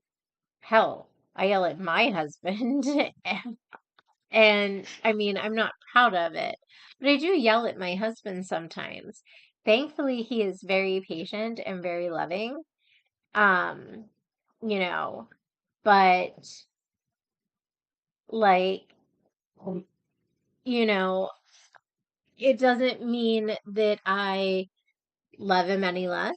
It just means I'm very passionate about whatever it is that I'm talking to him about. And there's times where I will yell and I'm not even realizing that I'm yelling because I'm like super excited about something or whatever. Um, and so yeah, like people can be loud without being aggressive. And there's just a level of arguing that is normal, is kind of what I'm trying to get at. Um, and a lot of couples have this. Now, I am damn proud of the people who have their shit together to where they don't have to yell, like my husband. So for all you patient people out there, kudos, because that is not me.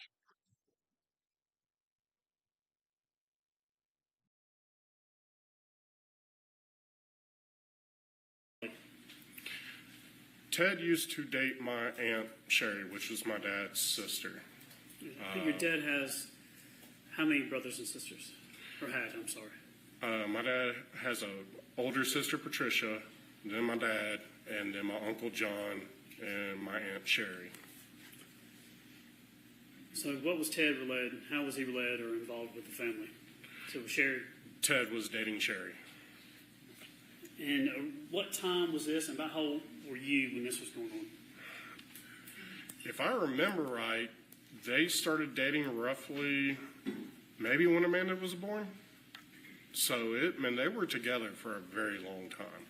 Pretty much all of ours. How many years do you think they were together? Are you talking about 5, 10, 15, 20, whatever? Oh, yeah, definitely north of 15, I would say. And did you see him often? Every Christmas and Thanksgiving. And at some point, did you notice something, or did you learn of something going on between him and your mom? Yes. So when my grandmother, Melody's mother, Kay Walker, when she had a heart attack and had to have open heart surgery, I basically went with her and I helped stay with my grandmother in the hospital, especially when she was in the ICU. When was this? What year are we talking about? This is 2005 or 6. So, I was up there for quite a period of time. I ended up, quitting my job at Regal Nissan to, help out, with this situation because my dad was still, working and. So how long a time would your mom and you be separated from your dad? We would stay up there for several weeks. It depends on what condition my grandmother was in and all. But for the beginning of it, we pretty much did not leave being up there. It's once she got out of, the ICU and got moved into a more private room, that's when we kind of, didn't have to be up there as much. So this is taking care of your mother's mom, Yes, maternal mother, grandmother, yes, and the defendant was there to help her mom, and you were with her. yes. How did Ted come into the picture? So, Sherry and Ted, they live there in Muscle Shoals, Florence area and all. So, whenever we would go out to eat, we a lot of times went to eat with them. We always went to Logan Roadhouse or somewhere like that. And then after a couple months, I remember the night we went to Logan's Roadhouse and Ted came up and grabbed my mother's rear end like somebody would be doing who's in a relationship, like a full-blown relationship. And that right there triggered. And from there on, she started disappearing.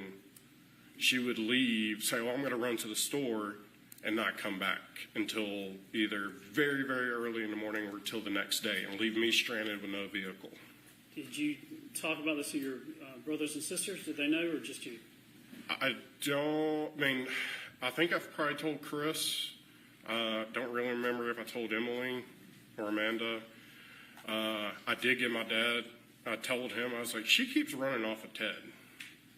And, they keep going and doing things together and leaving me stranded at the hospital or the house with no vehicle. Would your dad help take care of your mother's mom, your grandmother, her mom? Would your dad do anything financially or anything to help her? If I remember right, I know he kind of helped. I want to say my grandparents had like a mortgage on the house for some kind of project, something with the foundation or something. I think he kind of took control of paying for that. I don't know if it was my grandmother's money or his money, but he kind of, took control of the, finance side of the mortgage. Did you ever know anything about a $50,000 home equity loan or something like that involving Ted Wiley? No. Did your parents, because of Ted or anything, did they ever separate or have an issue that you saw? From what I remembered, it was by this time I was in the process of joining the Army. I went through basic training, and I was deployed to Iraq within 4 months of coming out of basic training.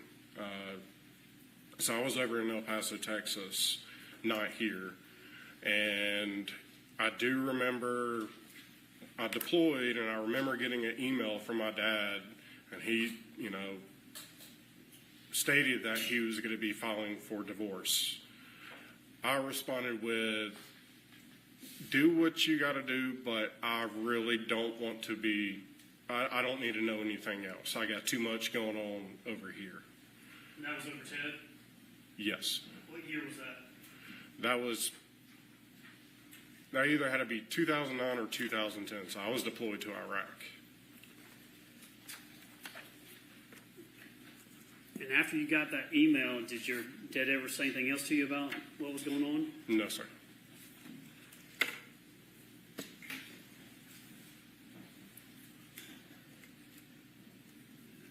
Did he follow through any more on the divorce, or was that the last you heard about that? That was the last I've ever heard about it. And then you came home? Yes.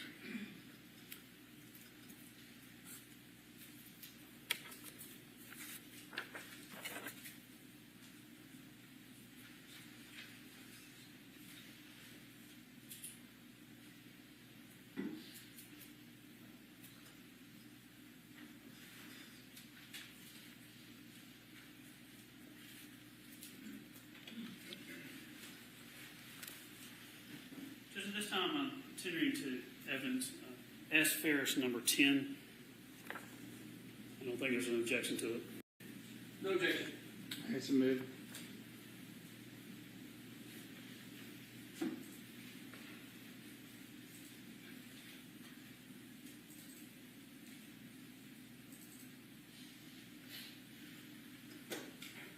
Scott, you should have in front of you a monitor. Is it working? Yes, sir. I'm going to hand this to you, so you can look whichever one you want to.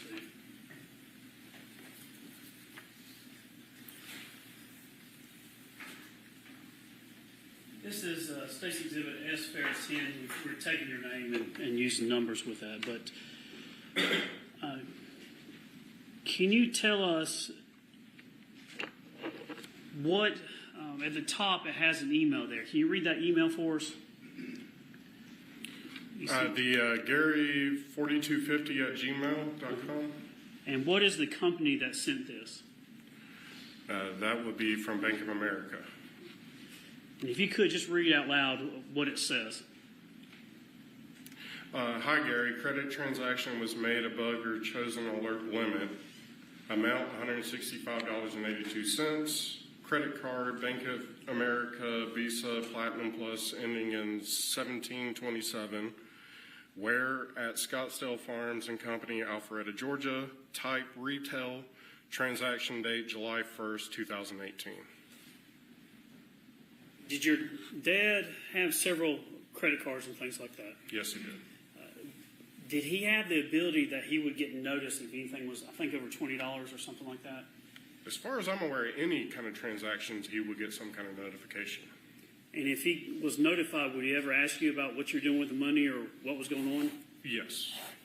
How quick would he be on that? Like, if he got a notice, how quickly could you get a phone call or a text message? It varied. It could be within 5 minutes, or it could have been later on that evening. Now, this one in particular, do you know what that card was or who had it?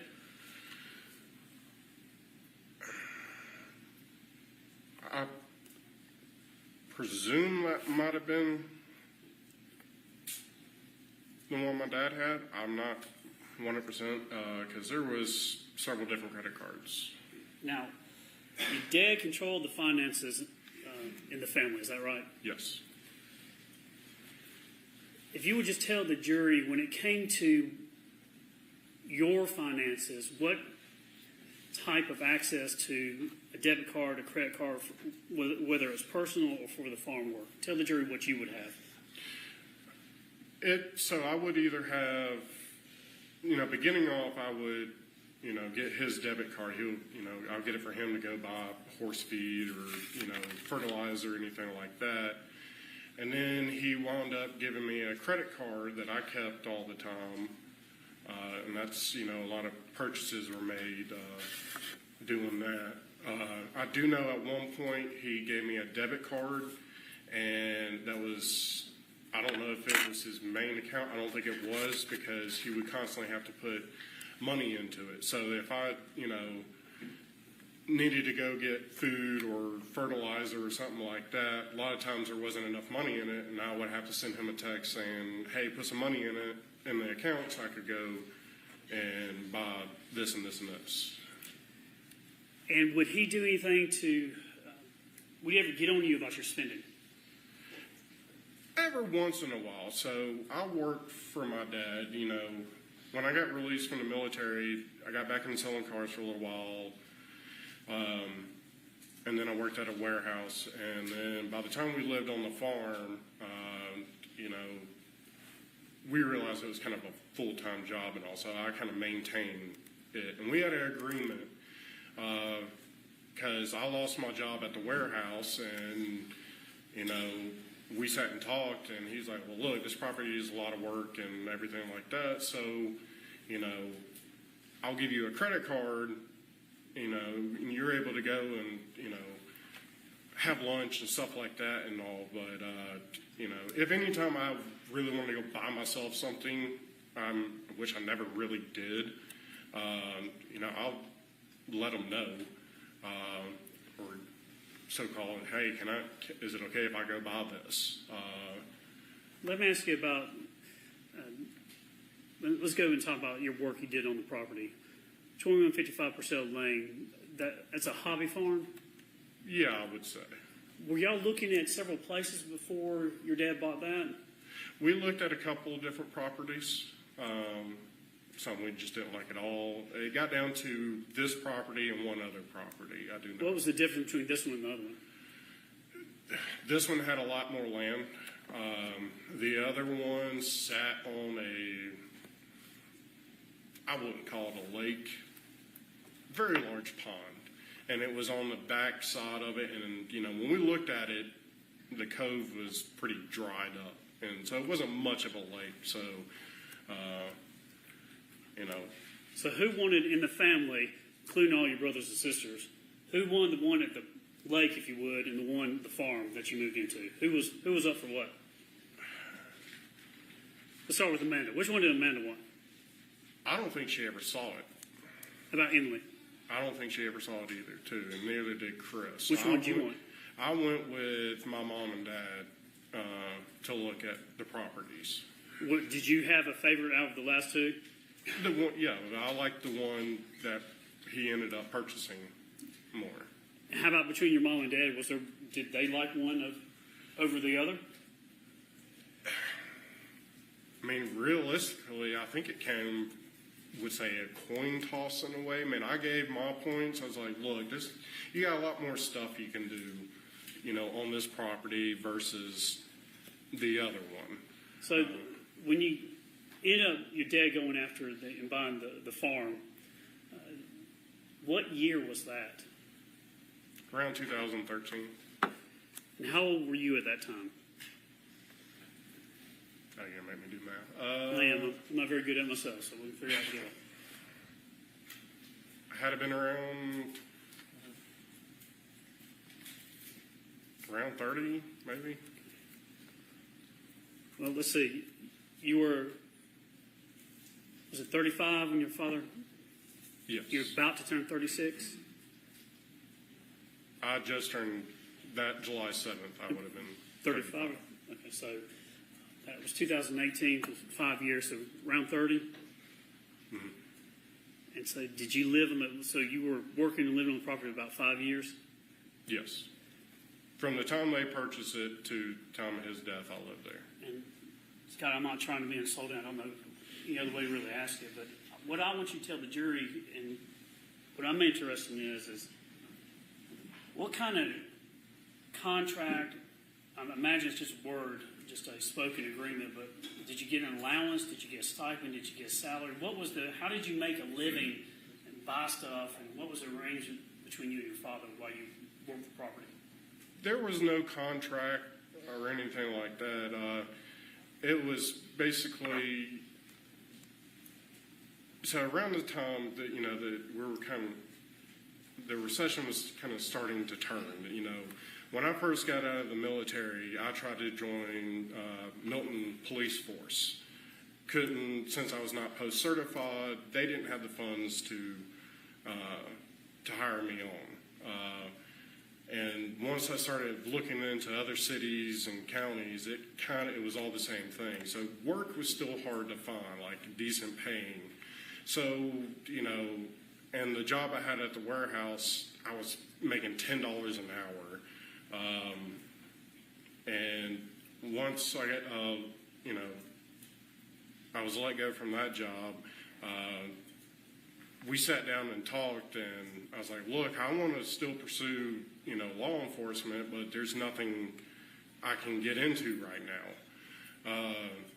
And that's when we came on the agreement that, you know, I would manage the farm, because since he was working Monday through Friday in Atlanta, that, you know, basically he would give me a credit card, debit card, and, you know, I was able to go eat lunch and stuff like that and pay my cell phone bill. I didn't have much bills at all. So he never really gave me an allowance, except for the time that, you know, he decided to open up the other bank account, and, you know, he didn't keep a lot of money in it, because around that time, Melody kept asking for the card I had and going off and buying stuff. Did your dad want her to have that card? No, especially the credit card. When he gave me the credit card, I remember.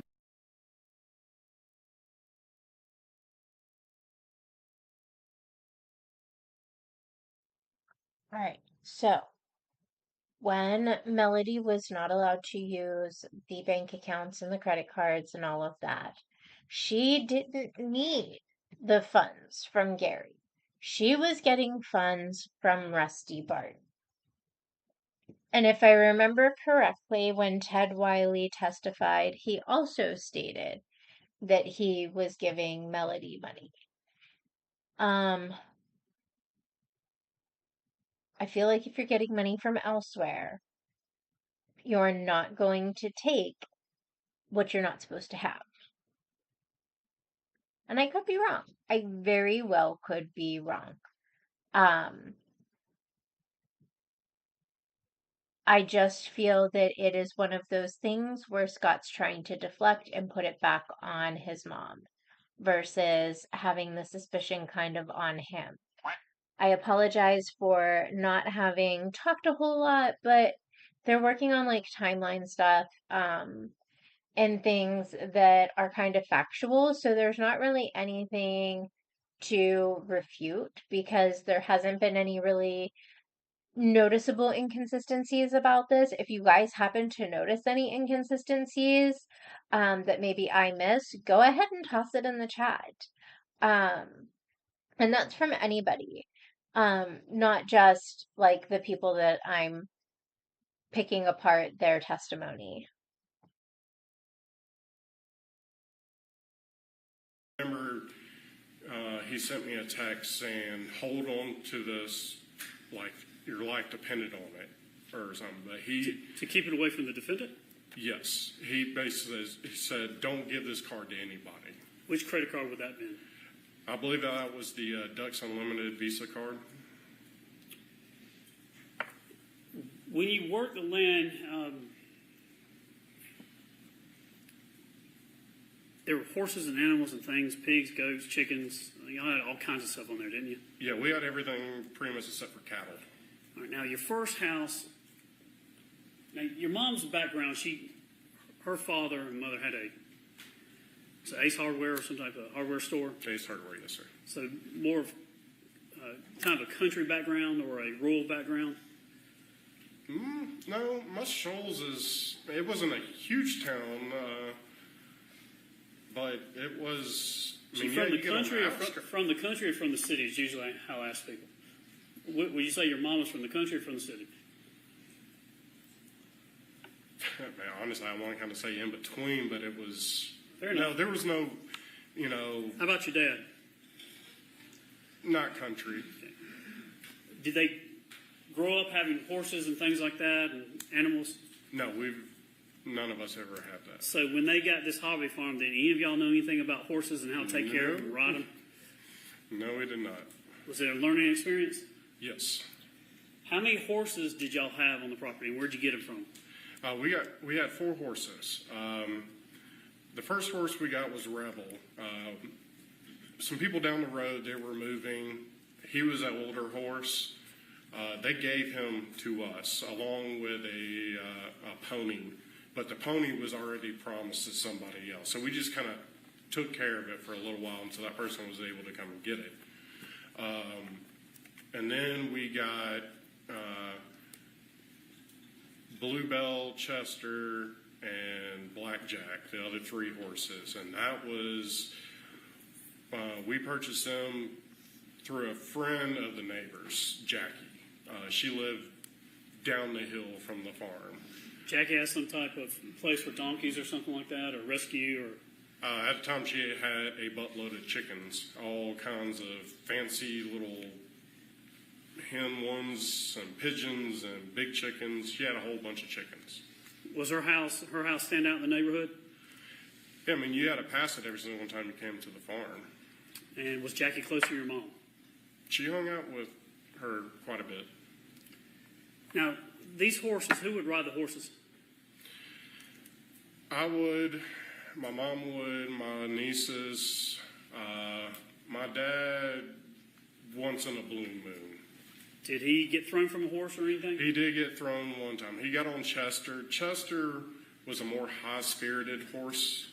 And what I mean by high-spirited, that, if a squirrel jumped from branch to branch, he would jump. He would get startled. So it took a more experienced rider to ride him. But my dad wanted to ride him, And I was nervous about it, and sure enough, when he got on him, he started bucking and bucked my dad off. Did Dad get hurt? He did. He hit his head when he came down, and we ended up taking him to the hospital to get a CT scan because my medical training from the Army, I noticed that he wasn't answering all the questions right that I was asking him, and Got his bell rung. yeah, he definitely. How about your mom? Did your mom ride the horses? She did. She ever get hurt by the horse? There was one day, it was first day of college football, and my Aunt Sherry was on her way into town, and I was up in my apartment about to start watching football. I think the Alabama game was about to start, and she called me and said, "Get down here, I just got kicked by a horse." And I go down there, she got kicked in the leg, and her kneecap was on the side of her leg. What year was that?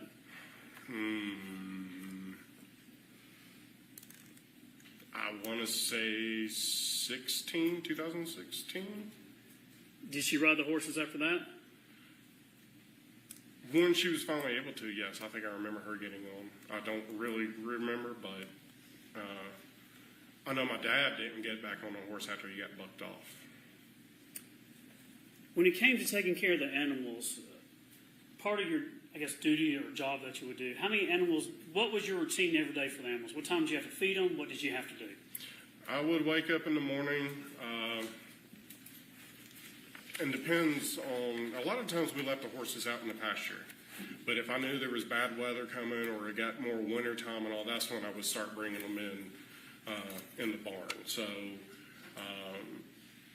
I would wake up, we had a whole bunch of goats. I would feed the goats, make sure everybody had water, feed, and just kind of along those lines. And then I would start, blowing off driveways and stuff like that, keeping the place looking nice. How long would it take to, you feed them how many times a day? Or what would your routine? About twice a day. So in the morning, it depends on the animals. So the horses, they would get a little bit of feed in the morning and then some in the evening. Same with the goats. They would get feed in the morning and feed in the afternoon and be grazing out in the pastures. How much interaction would your dad have when it came to taking care of the horses or the animals or anything? He didn't. I do not ever remember my dad feeding animals. How about your mom? She would do the chickens up by the house, occasionally come up and feed the chickens and all. But no, it was not on a regular basis. About the goats? I don't ever remember her feeding goats. Did y'all have to bottle feed the goats at all or anything at times? Oh, yeah, we did. I mean, we had a lot of baby goats that were born. Not all goats are going to accept their babies. Some of them reject them. And, lo and behold, I mean, a lot of times, when a goat gives birth, they can pass away from it. It's just like humans. There's a lot of life and death on a farm. You're always having something born and you're always having something die. And did you ever have to dispose of any animals, dead bodies, or anything like that? A lot of chickens, I mean, they get sick very easily, or a fox will come and kill them. Ducks as well too. We've had some goats that pass away. They either get sick or, the first group of goats we had, we bought them from somebody that was, their parents, I believe, passed away or something, and we bought all the goats they had. That was our first goats. Would you ever burn goats? No. Did you ever throw them on the burn pile? No. That's not something you would do? No. I would have buried them. Where would you bury them on the property? Majority of the time, the goat pen, because that was the softest, easiest ground to dig. Because the goat pen was, one of the previous owners built a very large retaining wall and filled it in. From what I was told, there was a lion in that. So, I'm sorry? A lion. I don't know if it was like lion, tigers, and bear on my lion. Yes. Okay. I don't know what kind of lion, but the neighbors told us at some point there was a lion in And that's that where the cage. ghosts were at. So that, it turned out to be a perfect goat pen because it had a high fence, barbed wire coming out, had a metal. Where is that? If I was looking at your house, where would that be? It would have been right behind the barn.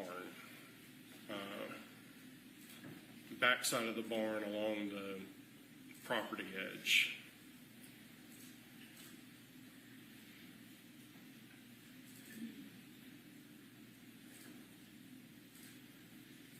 This is aerial 3. This is the house here. I'll take the cursor to the hand. You need to go up to the barn. To the barn, all right? To the barn. Okay, now go to the left. Now go straight up. Right there would have been the goat pen. Okay, so behind the barn. Yes. Did the horses get out a lot? Every once in a while they would.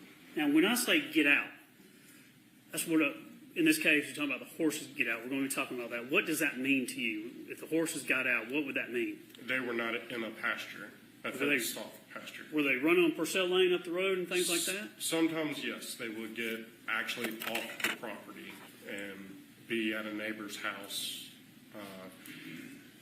I've had to go all the way to the very back end of Purcell to get a couple horses. And when they would get out, what would you have to do to get them back in? I would just grab a feed bucket, put some feed in it, and walk down and start shaking it, and they'd follow me like little puppy dogs. How often would that happen? It was rare. Do you know but why? it did happen. Do you know how or why they would get out? 99% of the time, it was because somebody left the gate open. And when it came to all the horses and things on the property, was there a certain pattern, like they would be put up at night, or were they just left out in the fields? The horses, like I said earlier, it depend on weather, temperature, and everything like that. Goats were put up every single night. Chickens always went back into their chicken coop at night.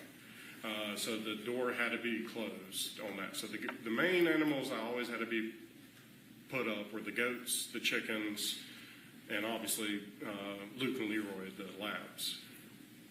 Would you do anything different around 4th of July when fireworks were coming out or anything for the horses, or like on the 3rd? Did y'all do anything different on July 3rd for the horses?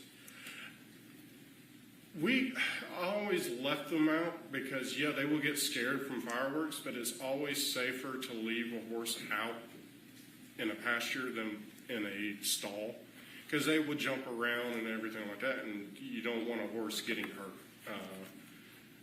So they would be left outside. So if they got scared, they had room to run.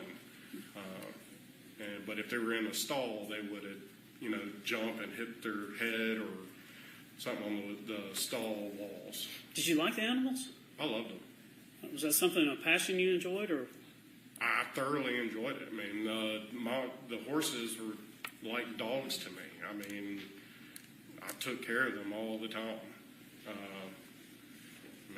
Horses do have personalities just like dogs. Do you miss them? I do.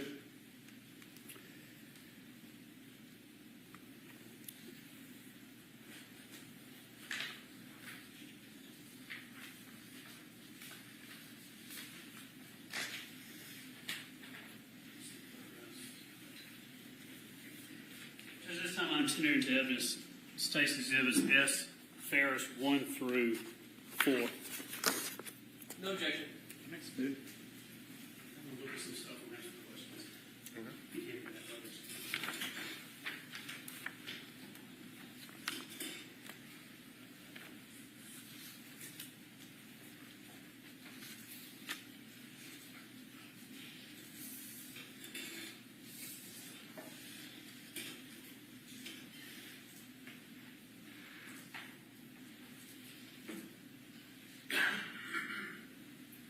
This is S. Ferris 1. We have some photographs from the property. There were some drone photographs and things like that. But as we look at this photograph here, tell the jury what we're looking at. Now, this is taken at a different time after the July 5th, I believe. But just tell us, what are we looking at? So we were looking at the bottom section of the house, the basement. This would have been below the big half-circle deck. Those double doors right there would have gone right into the basement with the leather chairs and the TV, and behind that would have been the bar. Are these sliding doors here? Yes. And are French doors over here? Yes. Are these doors, the doors that slide, what is behind this? That would be, there would have been the leather couch, couple chairs, coffee table, and It's where your TV. dad would hang out? Yes, that's where I would go. If I ate over there, that's where I would go down and sit and watch TV and eat dinner. If I walked open these doors and walked in, would I run into the bar, the kitchen bar area? Once you pass the couch? Yeah, assume the couches are not obstructing my walk. If I walk in, when I walk before the bar, if I turn right, am I going to come down the hallway to your dad's office? Yes, that's where the hallway was. If I go and turn left, I go down the hallway to your dad's bedroom. Yes. If I walk a little bit further, I can go to left and go up the steps. Is Yes. that right? This is S. Farris 2. Looking, you see the officers, this is when it took some drone photos, but looking here, what I'm going to try to help orient is over in this area where the burn pile is. Can you tell the jury kind of where the burn pile is in relation to the kind of the corner of the house? So from the corner of the house, Let me do it this way. So this is S2, S3, and S4. This is the burn pile area looking back. Is this a view of it?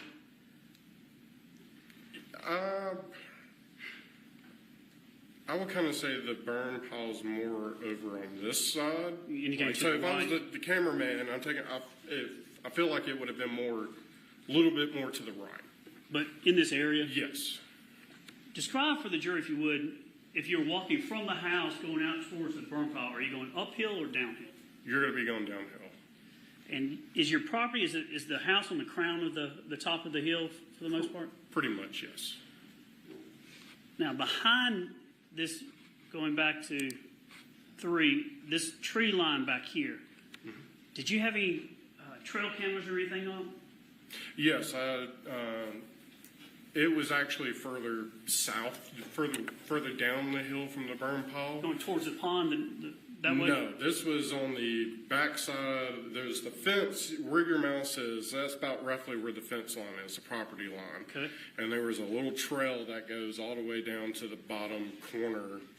So back in the woods. So it was down that way. I had it set up on a tree pointing towards my neighbor's property. All right. Look at the jury and tell them what you would do with that trail camera and what you did back there. So my neighbor, Ray, he allowed me to deer hunt on his property right there on the hillside, because all the deer would come either running from our property to his, or they would come from that way. So I just had a better angle of, hunting deer. How many deer did you harvest from that hunting spot?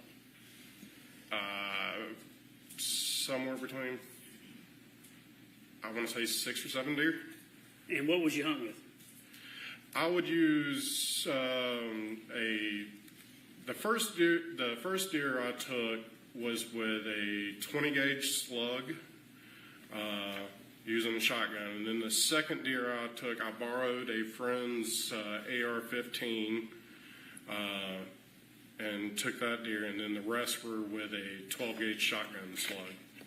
If you were, which direction did the trail camera point? It pointed towards my neighbor's property.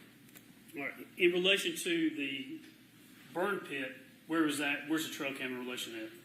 So if I'm leaned up against the tree that I have the trail camera on, the house would have been to that direction. So the trail cam would have been pointing to you. The house would have been to my left, up the hill. Let's see if I can figure out which one.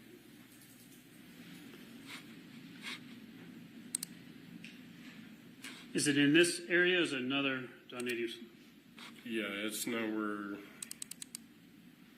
All right. Which way with the mouse pointer should I go where the trail camera is? go right.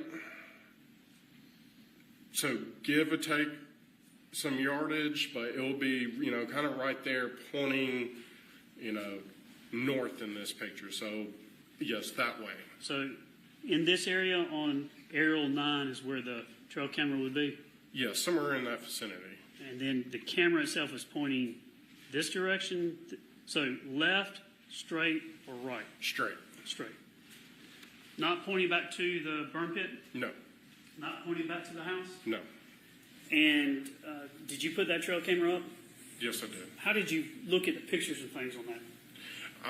At the time, I had like a little SD card thing that I'm able to connect to my cell phone, and it pulled up, I believe at the time I had an app that I was able to use to pull it up.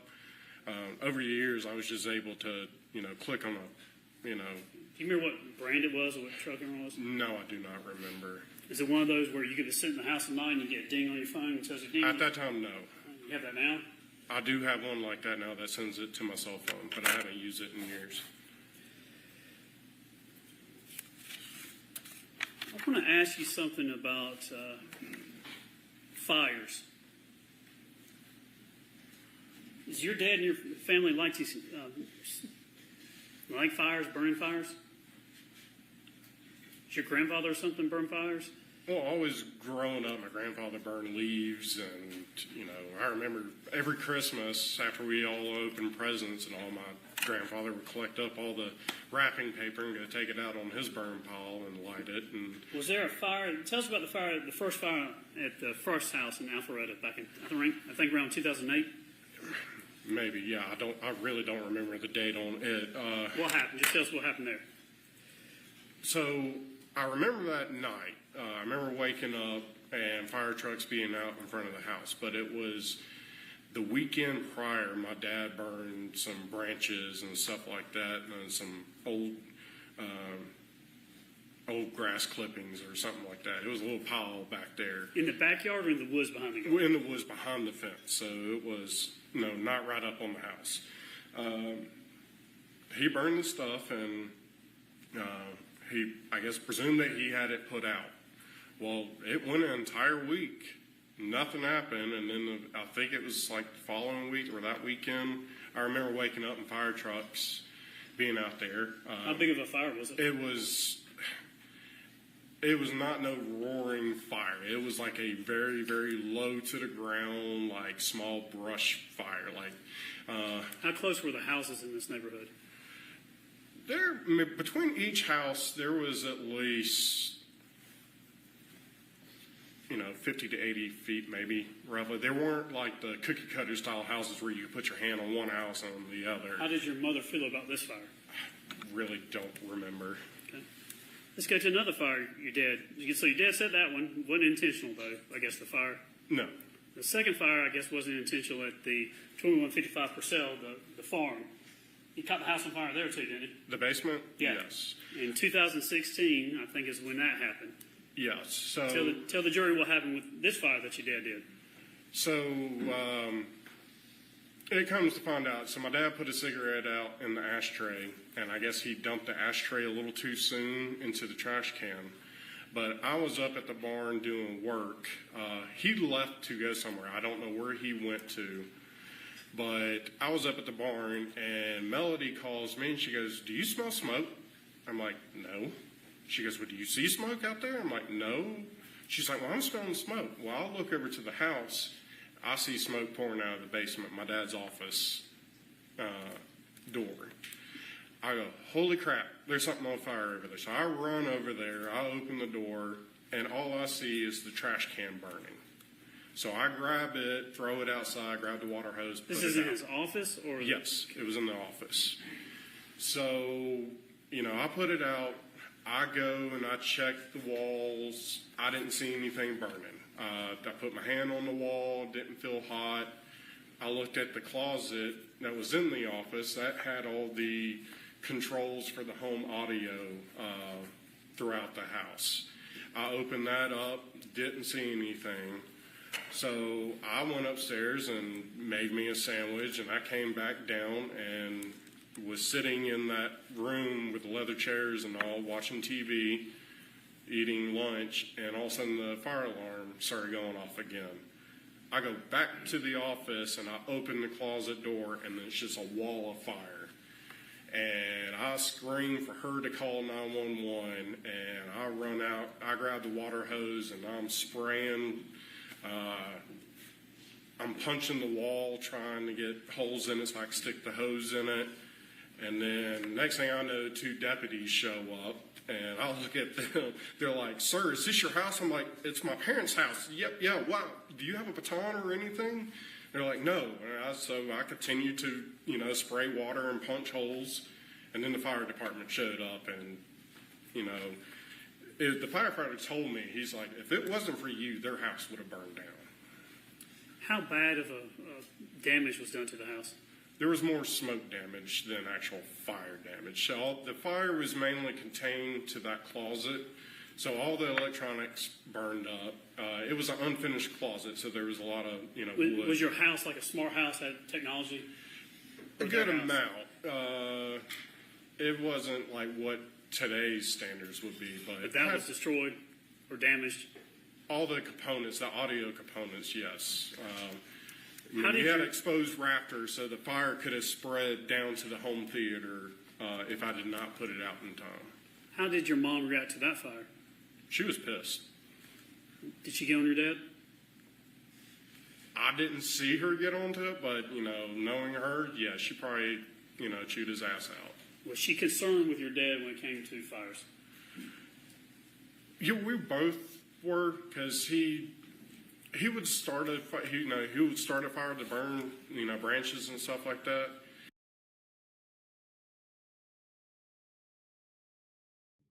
So I want to point out that Gary started 2 fires in 2 different homes.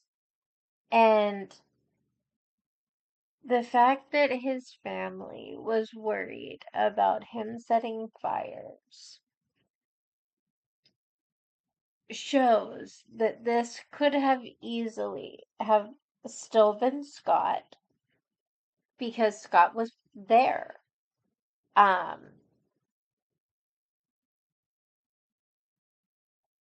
And Scott would have been able to know that he would have been able to blame it on his dad. Now, I know the same thing can be said for Melody. That Melody could have done this, and she chose the burn pile because, again, Gary is known for being a little firebug. Clearly, he did not listen to Smokey the Bear growing up. So yeah, I feel like this fire, no matter what, was a little too convenient. Um, and again, this is one of those situations where I feel that if Melody participated in this, she was an accomplice um, more than the active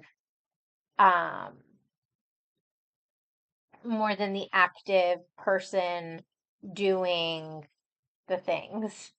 Um, and I think that Scott is most likely the one that was, actually the one moving Gary, placing him on the fire, and things like that. Um, I am extra tired. So I am going to go to sleep. Um, and I hope that everybody has a wonderful Christmas. I will probably not be on before Christmas. So I hope everyone has a phenomenal day. I may be on Thursday. I don't really have anything to do Thursday. Um, so we will see. Um, and if you don't celebrate Christmas, I hope you have a wonderful holiday for whatever you celebrate this time of year. And I hope everybody has a wonderful rest of your night, and I will see you soon. Bye.